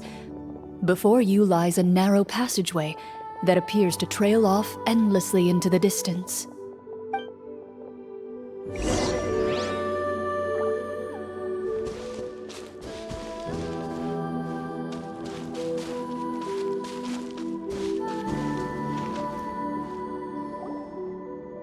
Wow, this must be where the treasure is hidden! But this door is blocking our way in. It almost looks like it's been here for quite some time. I've got to hand it to the Tabletop Troupe. They really went all out with the props. Huh. What have we got down here? A kind of mechanism connected to the door? Ah, it looks like we might have to arrange it into a certain pattern. A pattern on a stone door. That's something Master mentioned before. Is something wrong, Clorinde? After a long, difficult journey, you finally arrive at the location indicated by your map. It appears to be an ancient site of some sort, where treasure likely awaits. Your surroundings are exceedingly quiet and serene, as if the secret that slumbers here has never once been disturbed. If you listen closely, you can almost convince yourself you can hear the sound of its calm, gentle breathing. That description makes Paimon feel kinda bad for disturbing this place. We're doing this for the sake of the people, to free them from the evil sorcerer. I say it's time for this treasure to once again see the light of day. Linny's right. We need to keep going. The future of the kingdom depends on it. The next part of the story requires us to solve the puzzle, right? Let's start exploring the area. Yes, that should be fine. Something feels off about all this. Guess I'll just have to improvise.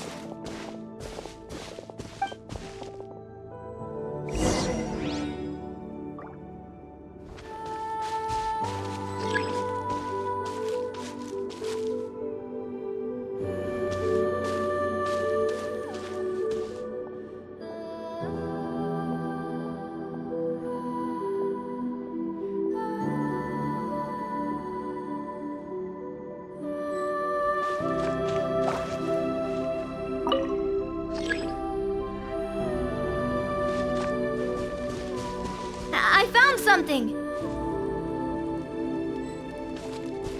Found something here, too.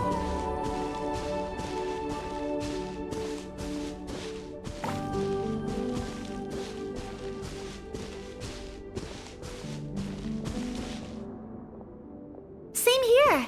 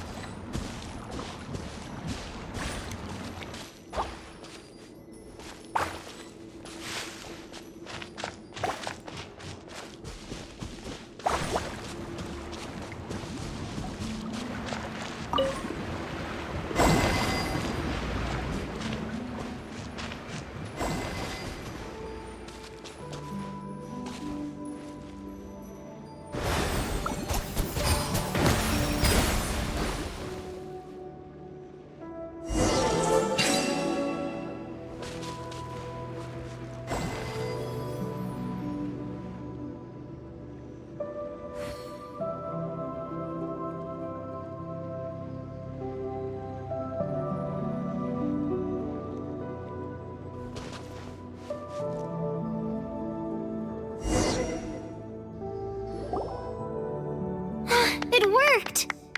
Something just appeared. Some kind of new mechanism, maybe? By solving the puzzles, you prove yourselves worthy of inheriting the secrets of the past.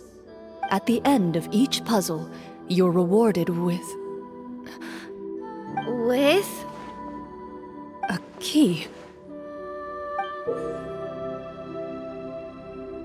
Oh, it must be the key to the big door. Huh? This is one of the Marechaussee Hunter keys that are passed down from generation to generation. It looks just like the one Master passed down to me. It is said that 4 keys in total are required to form the final, complete key. And it seems like we just collected 3 of them. That must mean... Huh? What's wrong? You hear a few strange noises. Suddenly, all the torches in the ruin go out at once. Huh? What's going on? Did we fall into another trap? For the sake of immersion, please close your eyes, everyone. Without the torches, the space is now completely dark, and you cannot see anything.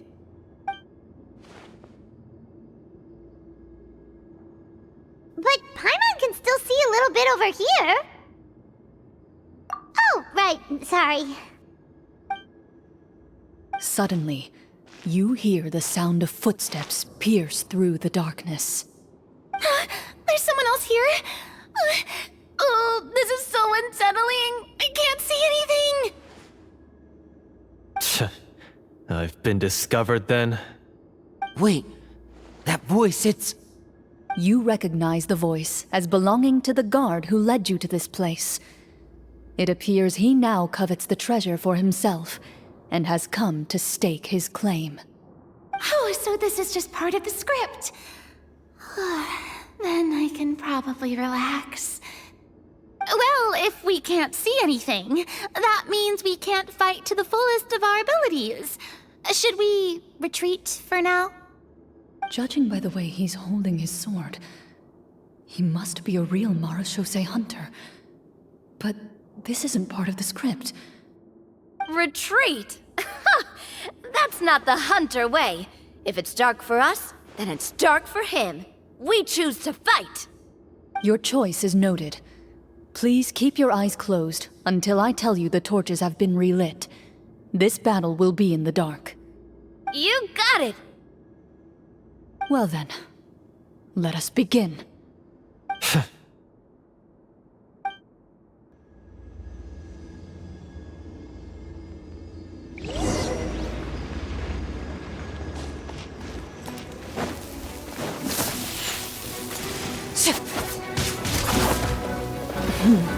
Loaded. I'd like to try to hit him with my sword. Your strike is successful. Ha! You're facing a veteran marechaussee hunter. You don't stand a chance.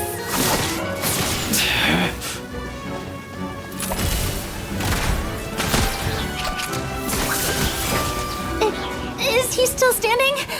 Goodness, he sure has a lot of HP.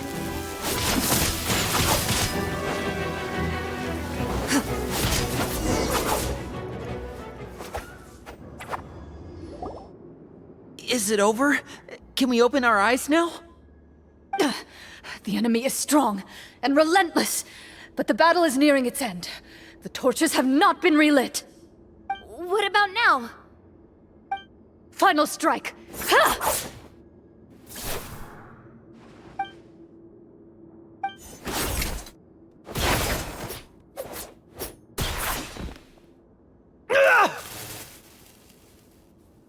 Well, did we get him?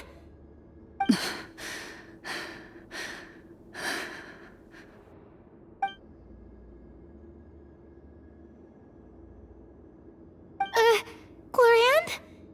Warm fire flickers across the walls once more. Your vision is now clear. In an impressive display of courage, the four of you successfully defeat the uninvited guest. That look in his eyes. It's like he became an entirely different person as soon as I defeated him. Huh? Mr. Florian? Oh, wait. We're supposed to be role-playing. I should stay in character. Speak your name, guard. Why did you lead us here just to betray us? Is this treasure really more important to you than bringing peace to the kingdom? What kingdom? What peace? Those were nothing but lies! I, Florian, am a true marechaussee hunter, descended from hunters of ages past. So he's also using his real name. Or, wait, was that the name of his character from the very beginning? Then I'm even more confused. If you truly are a marechaussee hunter, shouldn't you want to help us just like you said before? Shouldn't we fight together for the sake of the people? What do you know? In this day and age, there's no glory to be had as a marechaussee hunter. What's that supposed to mean? My skills were passed down to me by my father. We lived a life of obscurity in the remote wilderness. Still, he devoted everything he had to being a marechaussee hunter. And what did he get in return? A life of poverty and pain, in a world that forgot all about him. When he died, not a single person came to mourn his passing. The marechaussee hunters were the ones who saved this city. We're heroes. We deserved more recognition and respect than this. Is he talking about how no one in the capital seems to remember the hunters and their legacy? I didn't expect the script to contain this level of social criticism. So that's why you want to take the treasure for yourself? You feel like you're owed fame and wealth? If you already knew where the treasure was located, why didn't you just come down here and take it? Because I still needed the final key. Only a true marechaussee hunter is capable of passing through this final door. As someone who sought to hurt others for his own gain, Florian lost that right long ago. Okay, but what is this treasure anyway? We've got all the keys, right? So can we just go in and take a look? You're sure you want to go in? We've been talking about it for so long. Of course we want to see what's inside. And we've already defeated Florian, right? So he won't try to take it from us anymore. Pesky brats. Watch yourself. Then let's open the door together. All right. Your choice of action is confirmed.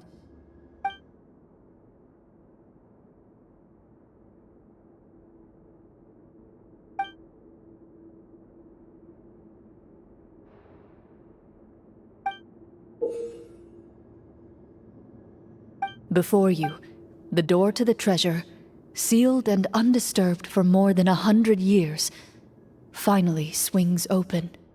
You hear the shrill wail of the door hinge as it rotates for the first time after years of disuse, almost like a sleeping giant letting out an extended yawn. You get the impression that the secrets buried behind this door might be just as heavy as the sound you just heard. It's open! Come on, let's go in! Paimon wants to see what's inside! Ooh, me too!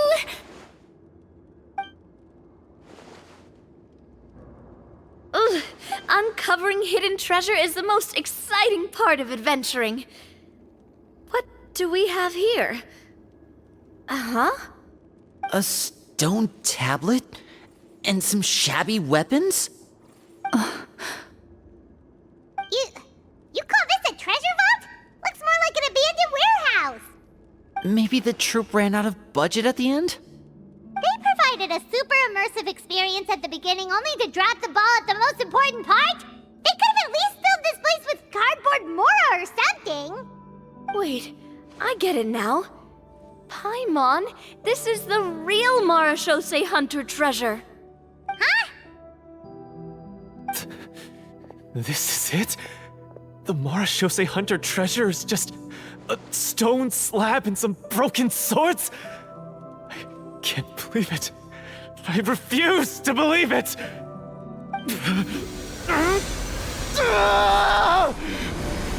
Whoa, are you okay? The marechaussee hunter before you appears to suffer a serious mental breakdown. He needs to leave the room for a moment to collect himself. One of you seems to understand the significance of the treasure already. If the rest of you wish to follow suit, you may remain here in the meantime and explore your surroundings.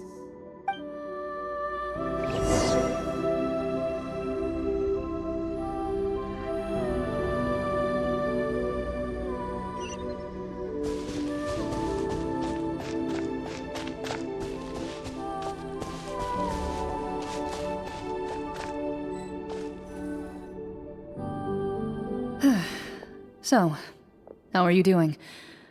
Feeling any better? What just happened? Do you remember how you got here? Or what happened to your body just now?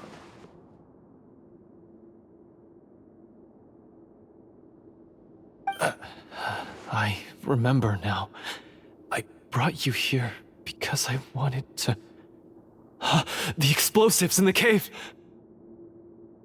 You mean these? Huh? How did you... I could tell something was off the moment I stepped into this cave, so I kept an eye out. I've already dismantled the whole thing. So the strongest champion duelist in all of Fontaine saved the day once again. Guess I shouldn't be surprised. It would seem your skills as a marechaussee hunter are as sharp as ever. I deserve some answers, don't you think? Tell me why you wanted to lure me here. Everything you said earlier sounded like the truth. Luckily, your monologue was dramatic enough to convince my friends you were just role-playing. I don't know. I just always felt like there was something in my heart that didn't belong to me. Something agitated and angry. Who knows? Maybe it was my own anger all along. I could never really tell. The feelings about my father and the other marechaussee hunters are real. It just wasn't fair. I was angry, bitter that no one remembered them or praised their accomplishments. I don't know when it started, but at some point, my anger came to completely consume me. At that point, I remembered the legend my father used to tell me.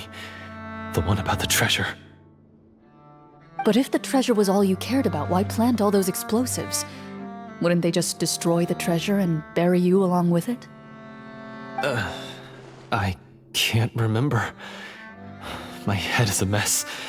It felt like there was this voice telling me to eliminate the hunters, but now it's gone. From your description, I suspect you were dealing with a devorator. A devorator?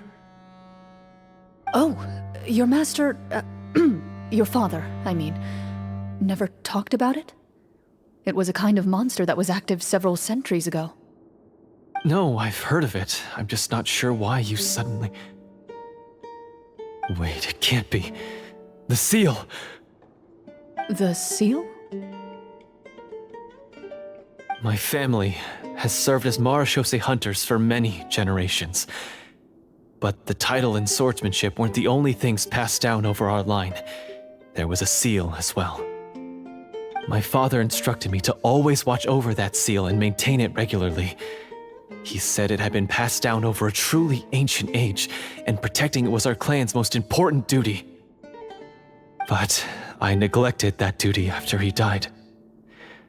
I finally decided to come down and check on it one day, and that's where my memories become fuzzy. The Devorator would be a formidable adversary for any mortal being, even ones as capable as the Hunters. If you lacked the power to completely destroy it, you could easily fall prey to its influence and corruption. In light of this, some marechaussee hunters chose to seal the Devorator away, in the hopes that a permanent solution would come with the passage of time. I heard it has the power to amplify the obsessions and desires in people's hearts, to the point where they overtake you entirely. It would seem I'm not just lacking in skill with a blade, but in mental fortitude as well. And yet, you were able to retrieve 3 of the 4 keys. If I remember correctly, each was entrusted to a respected and capable hunter. How did you manage it? One of them belonged to my father. The second I stole from a different hunter. And the third... was one that I snatched while the person was on the way home from the tavern. I nearly died in that alley. I know just how strong you are. It's as clear as day to everyone in Fontaine. I observed you from dusk to dawn, but could never find any opportunity to sneak up on you. I never even saw you drink a single glass of liquor. The only way I could think to obtain that last key was to lure you here using your hobby, and then... Oh, I get it now. That monster, it wanted to bury you here alongside the treasure. I won't comment on anything else, but the script was good. Well, I did pour my heart and soul into it. The stories my father used to tell me, about the glory of the heroic Marashose hunters, and how they came to be forgotten. It's more than just a story. Huh? You're proud to be a hunter. You're still holding onto that part of yourself, no matter how small. I have done so many despicable things. I have nothing to be proud of. Then explain the purpose of the evil sorcerer in your story. Isn't he the true antagonist? The one who sought nothing but his own gain, and used the people as pawns to attain it? In your heart of hearts, he was the one you truly wanted to defeat. But I've already tainted my sword. I no longer have any right to... Wake up, Florian. Remember how you introduced yourself earlier. Do you really think the hunters acted out of a desire for honor and glory? Or to be loved and acknowledged by the people? What did your father teach you about our order?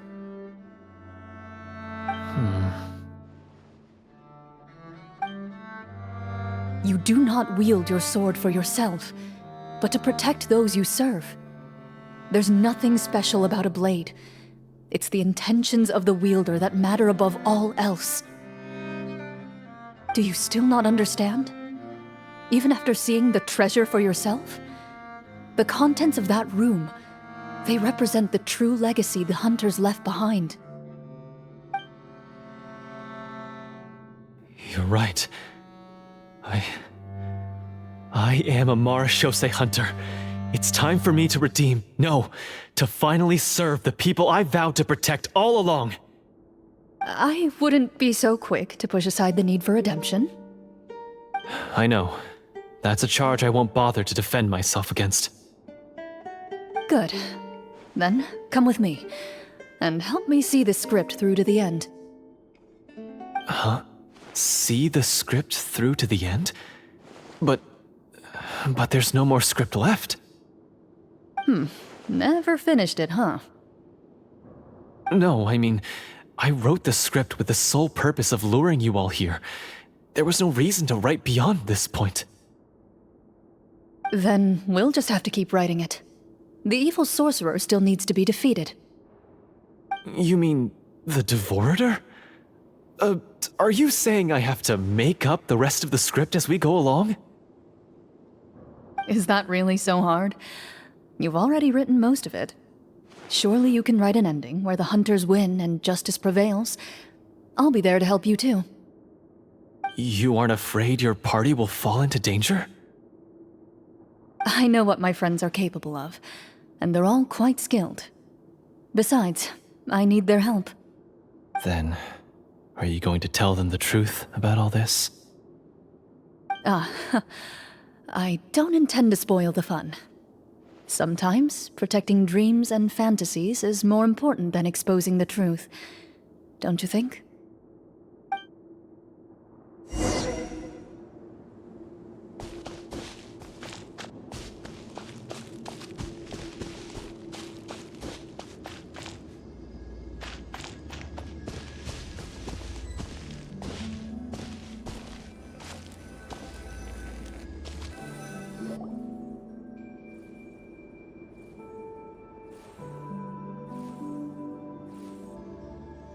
They're back! That took a while. Ahem!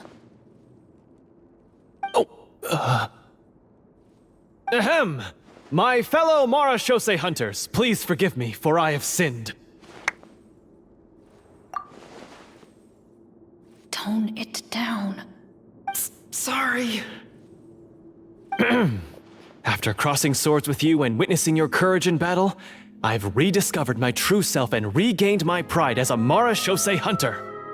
Oh, do I smell a redemption arc? I confess, I was brainwashed by the evil sorcerer. He asked me to lure you here so he could bury you in this cave. That little... Wait, you're saying all of that wasn't you, but the evil sorcerer? That's right.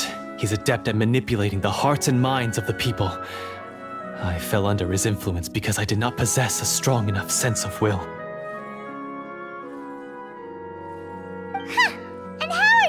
need to prove that you're a changed man. We're not going to fall for the same trap twice. To be perfectly honest, I only came to my senses after seeing the treasure. It reminded me of my father's past teachings. The treasure was actually... The names of all the Marechaussee hunters from ages past and their weapons? Wait, you already know? Of course. Don't underestimate a veteran role-player's exploration skills. Oh, wait, I mean, Marechaussee Hunter Navia's exploration skills. We just finished reading through the content of the stone tablet. That tablet recorded the lives of some fascinating people. For example, this Marechaussee hunter called Est. She inherited the responsibilities of the Golden Hunter and passed judgment on many people. But in private, she had a very easygoing personality. Her favorite pastime was singing and dancing with her friends, and she was said to have a beautiful voice. So, she was just like you. Oh, you really think so?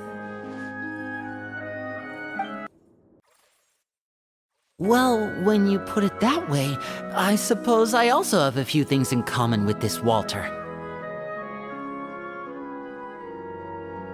Working as an executioner, he supposedly used a countless number of tricks to confound his enemies in battle.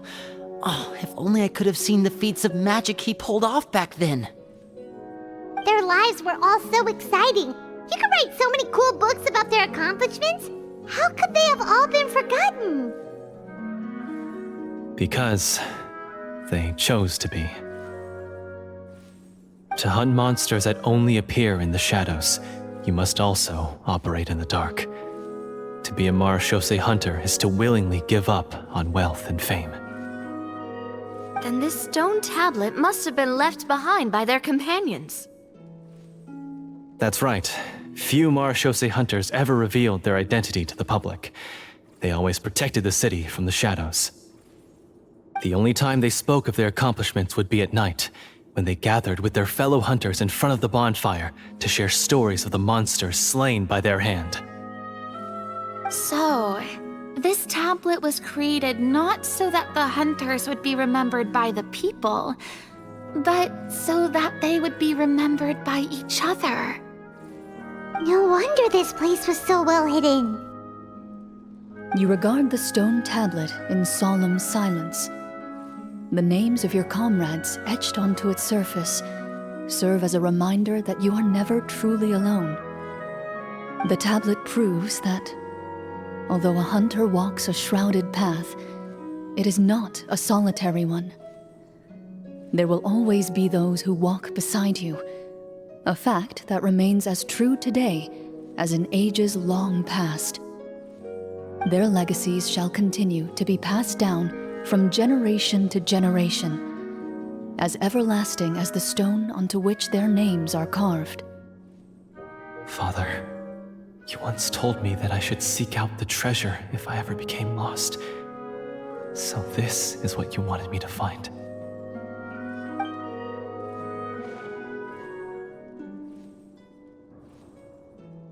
Thank you, my friend. You are very kind. I implore you, everyone, please give me a chance to make up for all I've done. Allow me to fight alongside you and defeat the evil sorcerer that threatens the peace and prosperity of everyone in this kingdom.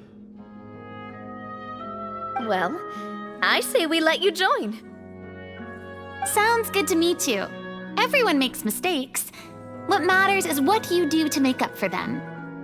I have no objections, but... Mr. Florian, do you even know how to defeat the evil sorcerer? When he took over my mind, I gained some insight into his thoughts. Every time I thought of the treasure, he reacted with a strong sense of fear. Huh? He's afraid of the treasure? But there's nothing here except some broken weapons and the stone tablet! What if the secret's hidden inside these weapons? GM, permission to investigate.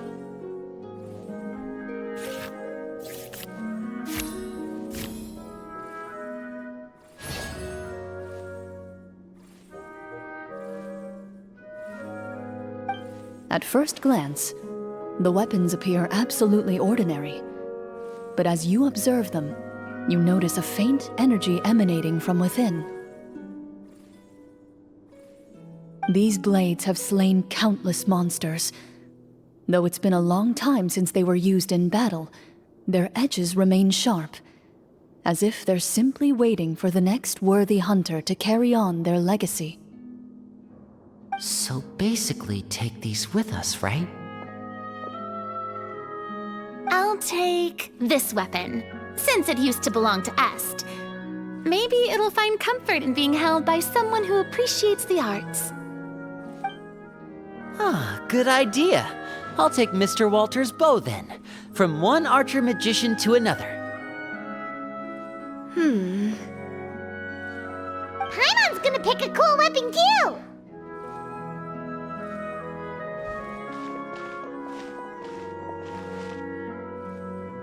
As you grip your weapons, you can almost feel the will of past hunters coursing through your being. It's a feeling of courage, determination, a silent vow passed down from generation to generation that says, eradicate the monsters, no matter the cost.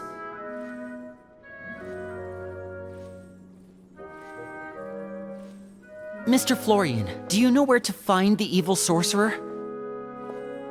I was able to see his surroundings when our minds were connected. I believe he's currently hiding out at the church in the kingdom. We must be extremely careful.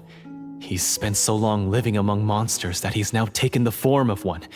He will not be easily defeated. Then why don't we explore some more and try to find some higher level gear?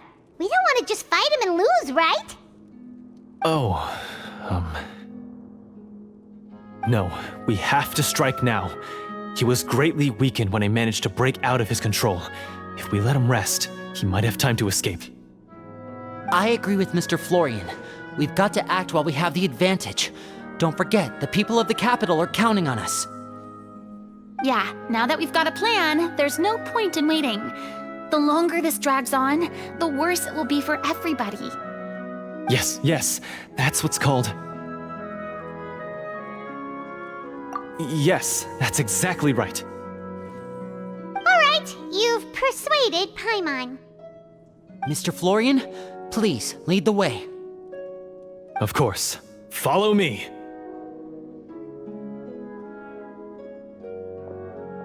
He had to set up so many scenes today, and now he has to join in for this last part. I really don't envy his job. Finally, you decide to slay the evil sorcerer and bring peace back to the kingdom once and for all. As you walk away, you feel the gaze of the stone tablet at your back, as if all the hunters of the past are wishing you success in the battle ahead and awaiting your triumphant return.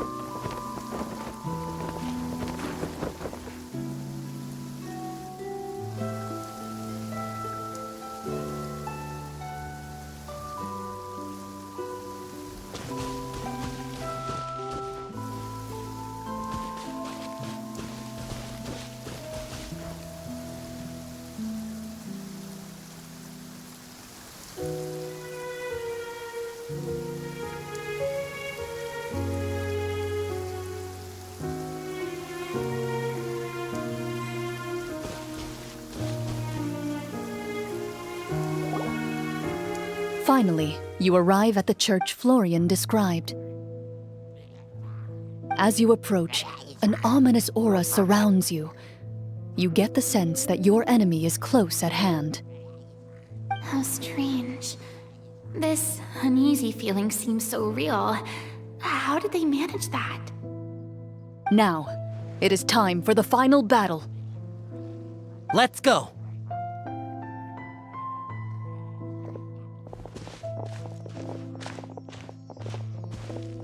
Florian, wait. What's wrong? I think you should wait outside. You've already been corrupted by the Devorator once. It could easily re-enter your mind and take control of your body. I don't think it's a good idea for you to be this close. If it corrupts you again, it's possible you might take on a new form entirely. That's exactly why I have to go. Why I should be at the very front. You mean...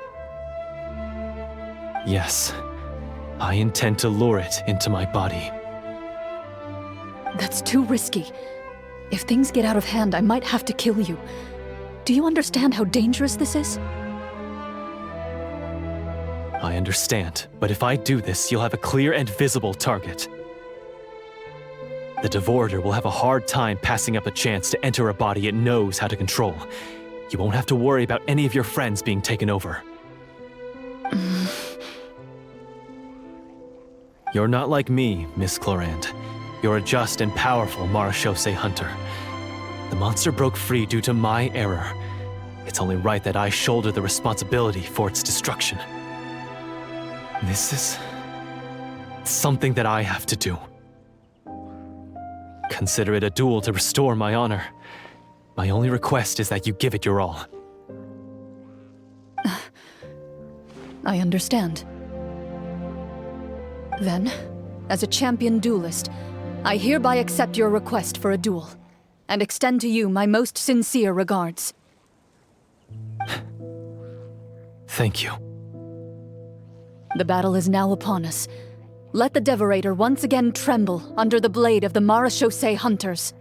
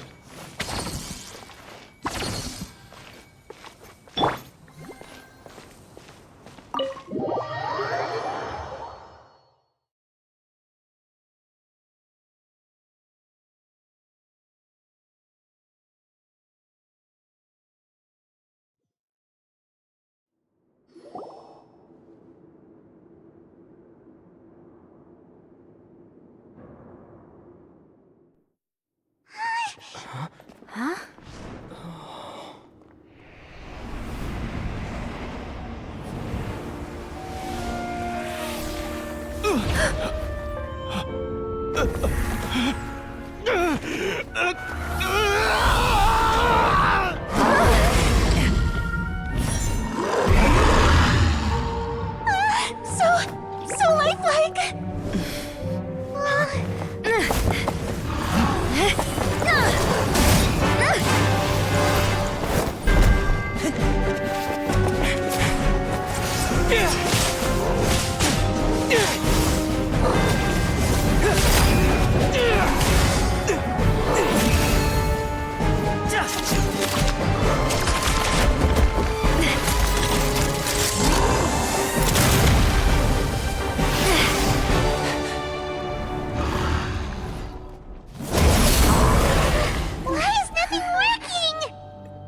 This foe is not invincible. You hold the treasure. The power to defeat it in your own 2 hands. The treasure? You mean... The names!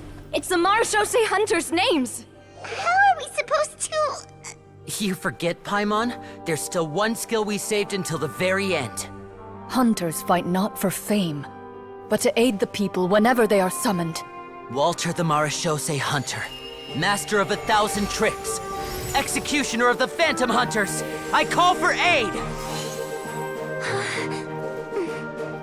Est, the Marechaussee Hunter, inheritor of Cassiodor's will, judge of the Shadow Hunters. Answer my call!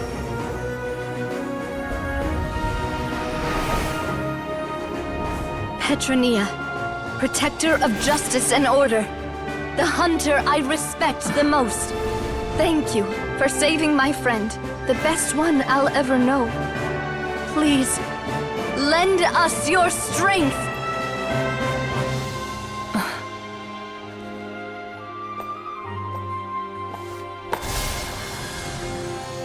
We have come to answer your summons.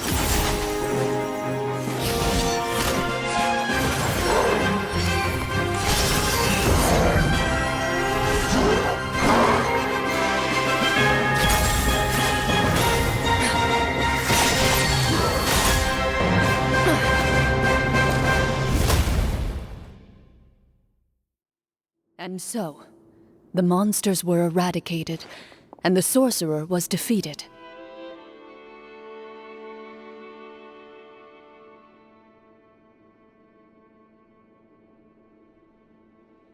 Peace soon returned to the capital. Those in the court, manipulated by the sorcerer, also recognized the errors of their ways. Some remembered the names of the heroes who saved their kingdom, but others simply continued their lives none the wiser. Such is the story of the Marechaussee Hunters.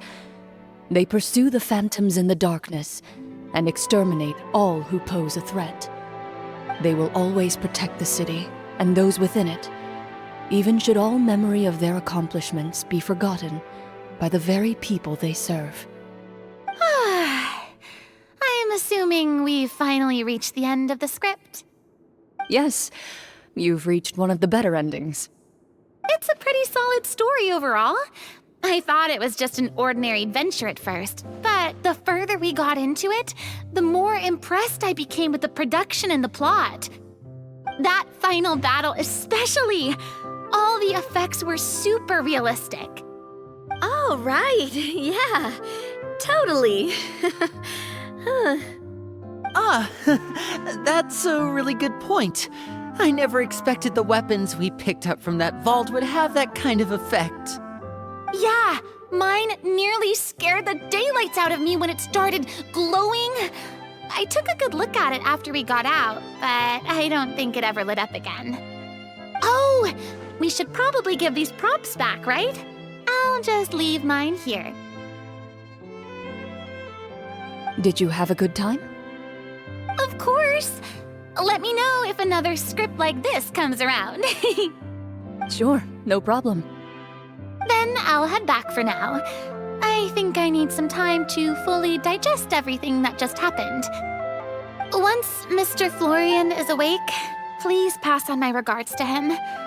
He must be extremely exhausted to have passed out cold like that. You're right. He's had a lot to deal with. Well, see you all some other time. Toodaloo!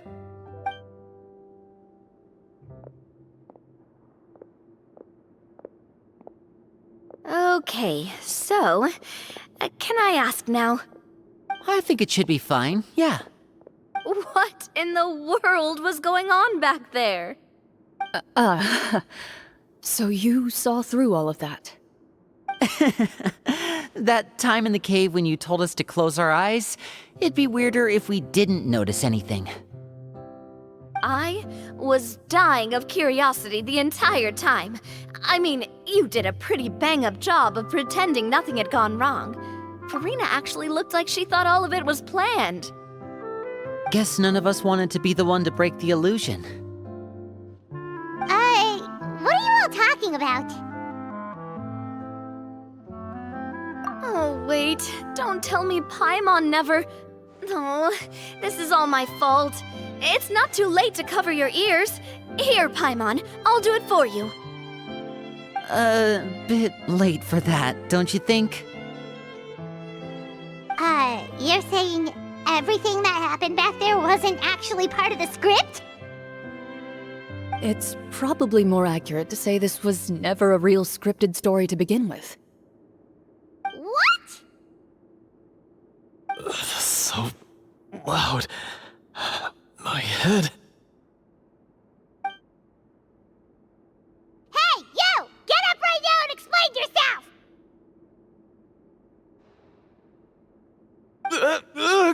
No shaking, please! Oh, my head.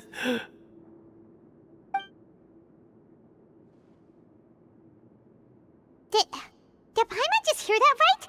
You guys made up that whole last part on the spot? It's not nice to lie to people, but Paimon's gotta admit, that was a really good story, Florian.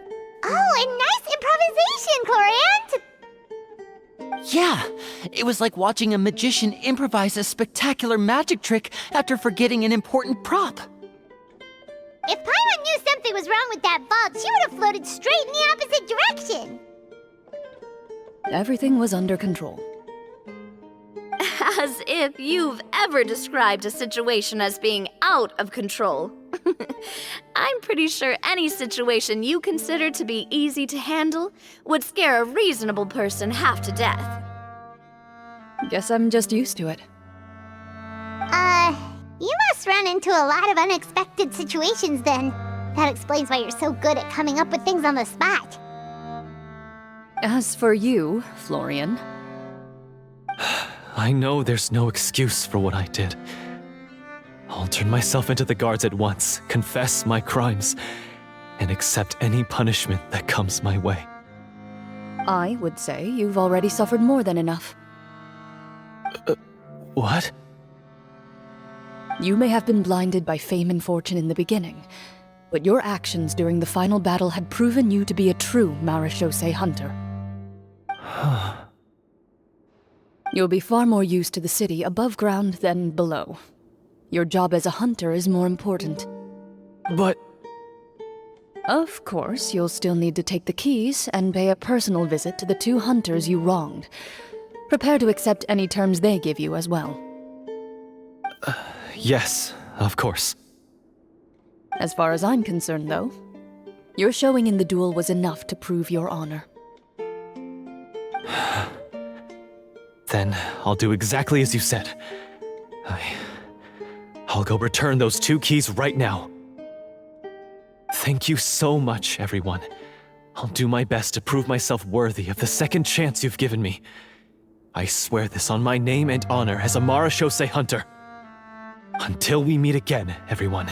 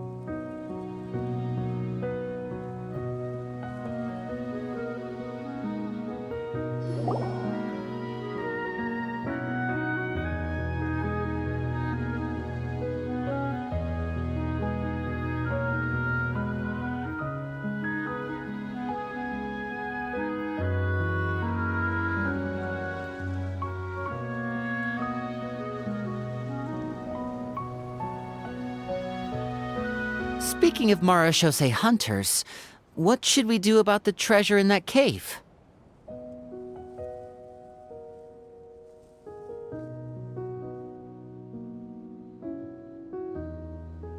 Leave it be. Are you sure? We could show it to people, make it so that the hunters are remembered. Don't you want that? No. Every name on that tablet made the same choice. All hunters know what the path entails. I am no exception. My identity as a Marashose hunter is not something I need people to remember. I wish only to be recognized as a champion duelist. Nothing more. That's certainly very different from the path of a magician. Still, I admire your decision. Wait! Paimon just remembered something. If there were no special effects involved, why did our weapons begin to glow during the battle? That's because the Marashose hunters of ages past would often imbue their weapons with special enchantments to suppress the monsters. Whenever a monster was nearby, their weapons would start to glow.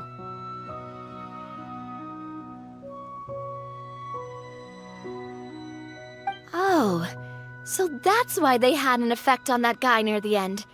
I really thought the summons were doing all the work. Well, I'm sure the summons were a part of it too. Oh? How so? This particular devorator probably hailed from the same era as the hunters we saw in the room. The names you recited all belonged to the bravest hunters. Countless monsters fell to their blades. That's likely why the devorator visibly reacted when you said them out loud. So the names held the power all along!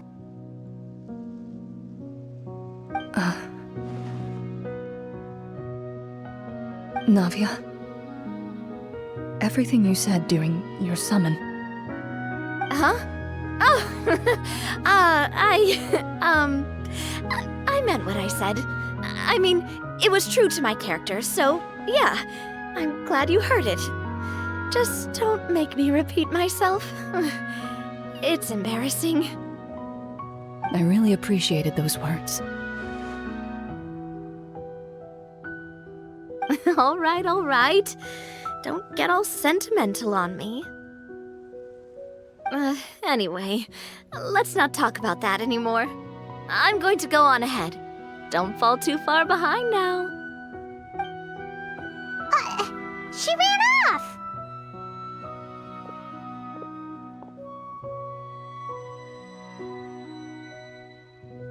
I should probably head back as well. This story was truly incredible. I might have to spend the whole night telling my siblings all about it. Goodbye.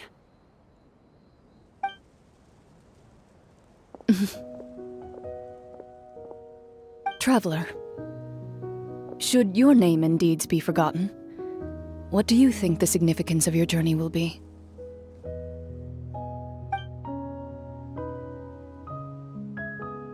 I suppose the significance would be the journey itself and the world we helped create. There's still value in the time I shared with everyone here, in the things we were able to accomplish, even if no one remembers them. A great answer. I'll remember it. Me?